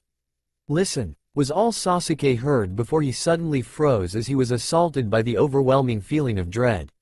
What is this?" Sasuke asked himself as he couldn't even move a single muscle. With great effort he managed to divert his eyes, only to see much to his shock that his hand was shaking. "Am I scared?" Suddenly the invisible pressure around him was gone and he slowly looked up, right into the red eyes of Naruto. This time, however, any playfulness from before was gone. "Do you see now, the difference between us? You would more than just your Rinnegan to beat me, seeing as you froze up from my bloodlust. This strength, it's due to Konoha's treatment of me when I was younger. All my bottled up emotions the old me held behind his dumb smile. This is who you are dealing with, Sasuke. So go and train, get stronger, and when the time comes for us to fight, it will be the greatest battle the world will ever see." A slight crazed look was seen in his eyes before he left. Like before, no trace was left behind, leaving Sasuke floating midair, his Susanoo still around him. Sasuke clenched his fist as Naruto's words rang through his mind. Weak. He was weak compared to Naruto. He bit back a curse as he increased the pressure of his own fist, blood slowly leaking down his hand. The aura he had released at him was unlike anything he had ever felt in his life. So malicious he couldn't help but shiver slightly as he remembered it. Never before had he felt so afraid in his life. Not even when Itachi massacred his clan. Even Orochimaru's killing intent back when they were genin was nothing compared to the overwhelming aura of the blonde. As much as he wanted to deny his words, they were true. Even now with that weird aircraft, Naruto was able to keep out of range of his Susanoo, and he wasn't even taking him seriously. He was going to do what he had suggested and train. Train like he had never done before, so that when they would meet he would live up and exceed his expectations. They would meet and have a fight so destructive it would make the Valley of the End look like the result of a bunch of children playing in comparison. With that in mind, Sasuke was off, the wings of his Susanoo flapping behind him as he left the area they had fought. Unknown to both himself and Naruto, a squad of Anbu had managed to spot Sasuke speaking to someone they were unable to correctly identify. They would return and report what they had seen to their Hokage. Naruto appeared high above the sky around Japan. Immediately he was assaulted by a headache as all of the clones he had sent out had popped due to him no longer being present in said world. A frown formed itself as he went over the memories he received. It seemed his mission partly failed when it came to Kumo, and he would due to him not able to buy any ground there. He was however able to invest a large sum of money, which was good as it was the beginning of his takeover. "What are you going to do now?" Kurama suddenly spoke up. "Oh? Here I thought you were asleep, seeing as you were so quiet during my little chase with Sasuke," Naruto said as he held a smirk Kurama could almost see despite not being there in person. Single quote. He heard his tenant mutter something incoherently. "But to answer your question, I have my hand in 2 of the 5 great villages." I didn't expect Gaara to decline, but he was always somewhat untrusting. Perhaps had revealed myself he would have accepted, but oh well. I have large investments in the 4 villages and their daimyo will no doubt take note of the sudden influx of money. Regardless though, with the increase of money I expect them to increase their military power, which will make others cautious of them. The relations between villages will get even worse before soon it will be just like the old days where you couldn't trust your allies. So despite me giving them a boost, it will only weaken them in the long run, making it perfect for me to take over, as sooner or later their money will run out with how paranoid they are, and they will be relying on me to keep themselves afloat. Low chuckling was heard. "I have to admit I'm impressed with your planning. However, what will you do if something doesn't go how you planned it?" "If it comes down to that, I will remove their daimyo and put a puppet in place. Someone that listens to every command of mine. I really hope it doesn't come down to that, as it would be a lot of work to keep up.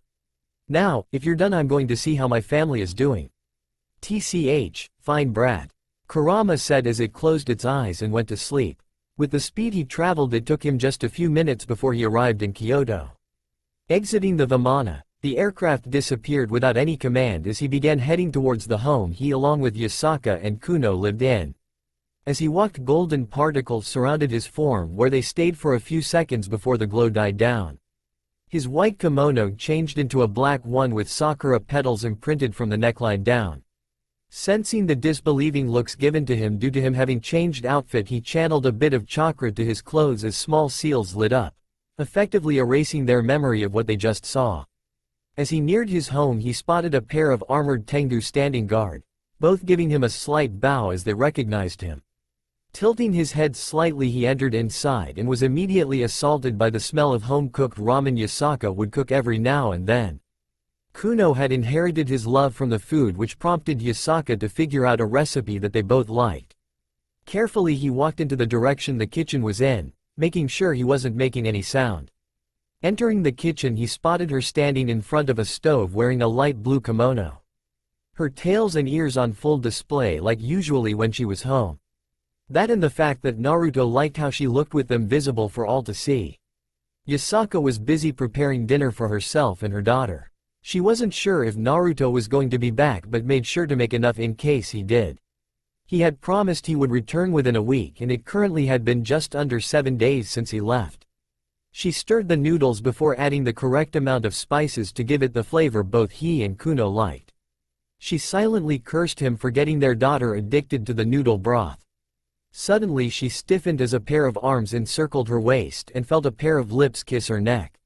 She hadn't even sensed anyone approaching.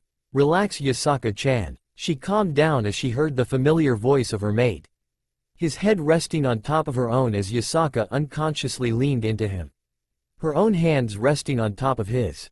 "Smells good." Yasaka wasn't sure if he was complimented her or the food but accepted it regardless as her tails coiled around him.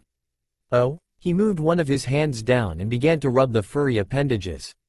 Nice to see you have returned, she said softly as she moved her head to the side to look at him from the corner of her eyes.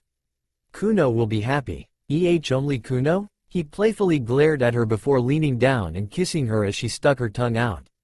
But yes, it's nice to be home. He moved his hands upwards to her breast before squeezing them through her kimono. Naruto. Later she moaned softly at his touch. Say Yasaka-chan, did anything happen while I was gone? He asked her between kisses. Not really, she said as she wiggled in his grasp. Though the elders liked the idea you proposed and gave it their full support. Really? That's good to hear. His eyes moved to the food she was preparing. I see dinner is just about ready. He received a nod from Yasaka. I'll get Kuno then. I'm sure she will be happy to see me. He gave her one last kiss on her cheek before removing his arms from around her. Naruto stood before the door leading to his daughter's bedroom. It was directly on the opposite side of their own, allowing quick access in case something would happen, though he had placed both a security and silencing seal on their doors, allowing only someone of his or Yasaka's blood to enter. He knocked twice before waiting for it to open. He didn't have to wait long though, as he could hear small footsteps coming from the other side of the door. Yes, Ka-sa. Kuno stopped mid-word as she saw that the person in front of her was not her mother. To-san? The small girl asked with a tilt of her head. To-san. She jumped at him, wrapping herself around his leg. Naruto laughed at her antics as he tried to remove her from his leg. Come on Kuno, Ka-san has finished making dinner. It seemed to work as she loosed the hold she had on him and looked up. Really? What did Ka-san cook? A glint appeared in his eye, one that she easily remembered. Ramen? She asked, unsure of herself. He nodded. Ramen. Father and daughter stared at each other for a moment before Kuno was off, running as fast as her legs could in hopes of reaching Yasaka first. See you there To-san. He watched the spot she previously inhabited before snapping out of his stupor. Ah Kuno, come back here. As he hurried up after her. Care to repeat that, Inu? The voice of Tsunade was heard as she looked down at the kneeling figure of one of the many Anbu members. Hi Hokage-sama, we found the location the chakra spikes were felt from. Once there we spotted Uchiha Sasuke floating in midair with a large purple warrior surrounding him. We saw him staring at another person. This one was hovering in the air with something we weren't able to identify. I see, she murmured as she listened to Inu's report. She only knew of one person that would make Sasuke pull out his Susanoo, but it couldn't be him, right? Inu, can you describe the machine the other person was using? The person Uchiha Sasuke was talking to was floating on from what it seemed like a golden-colored aircraft.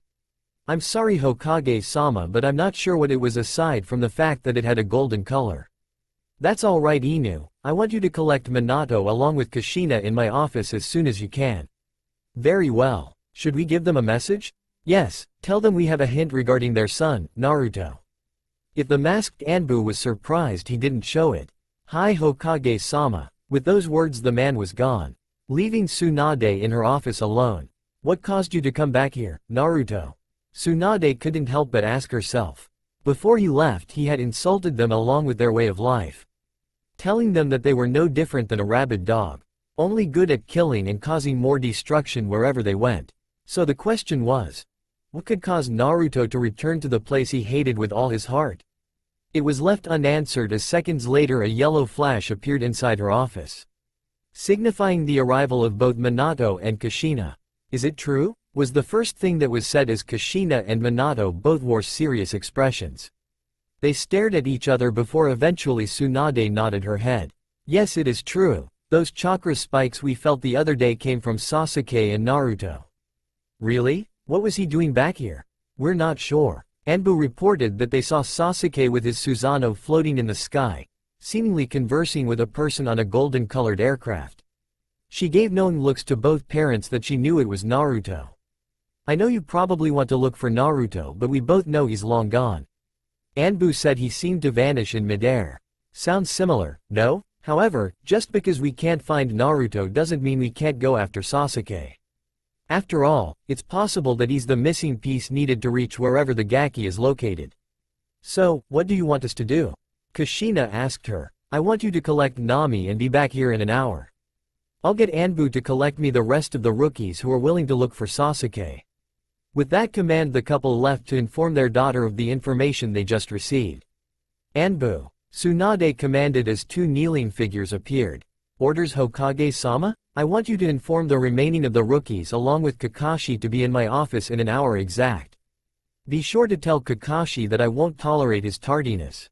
Having said that they left without a trace, allowing Tsunade some breathing room. That's all for now. If you want to see next part, then please like this video and subscribe my channel. Thank you.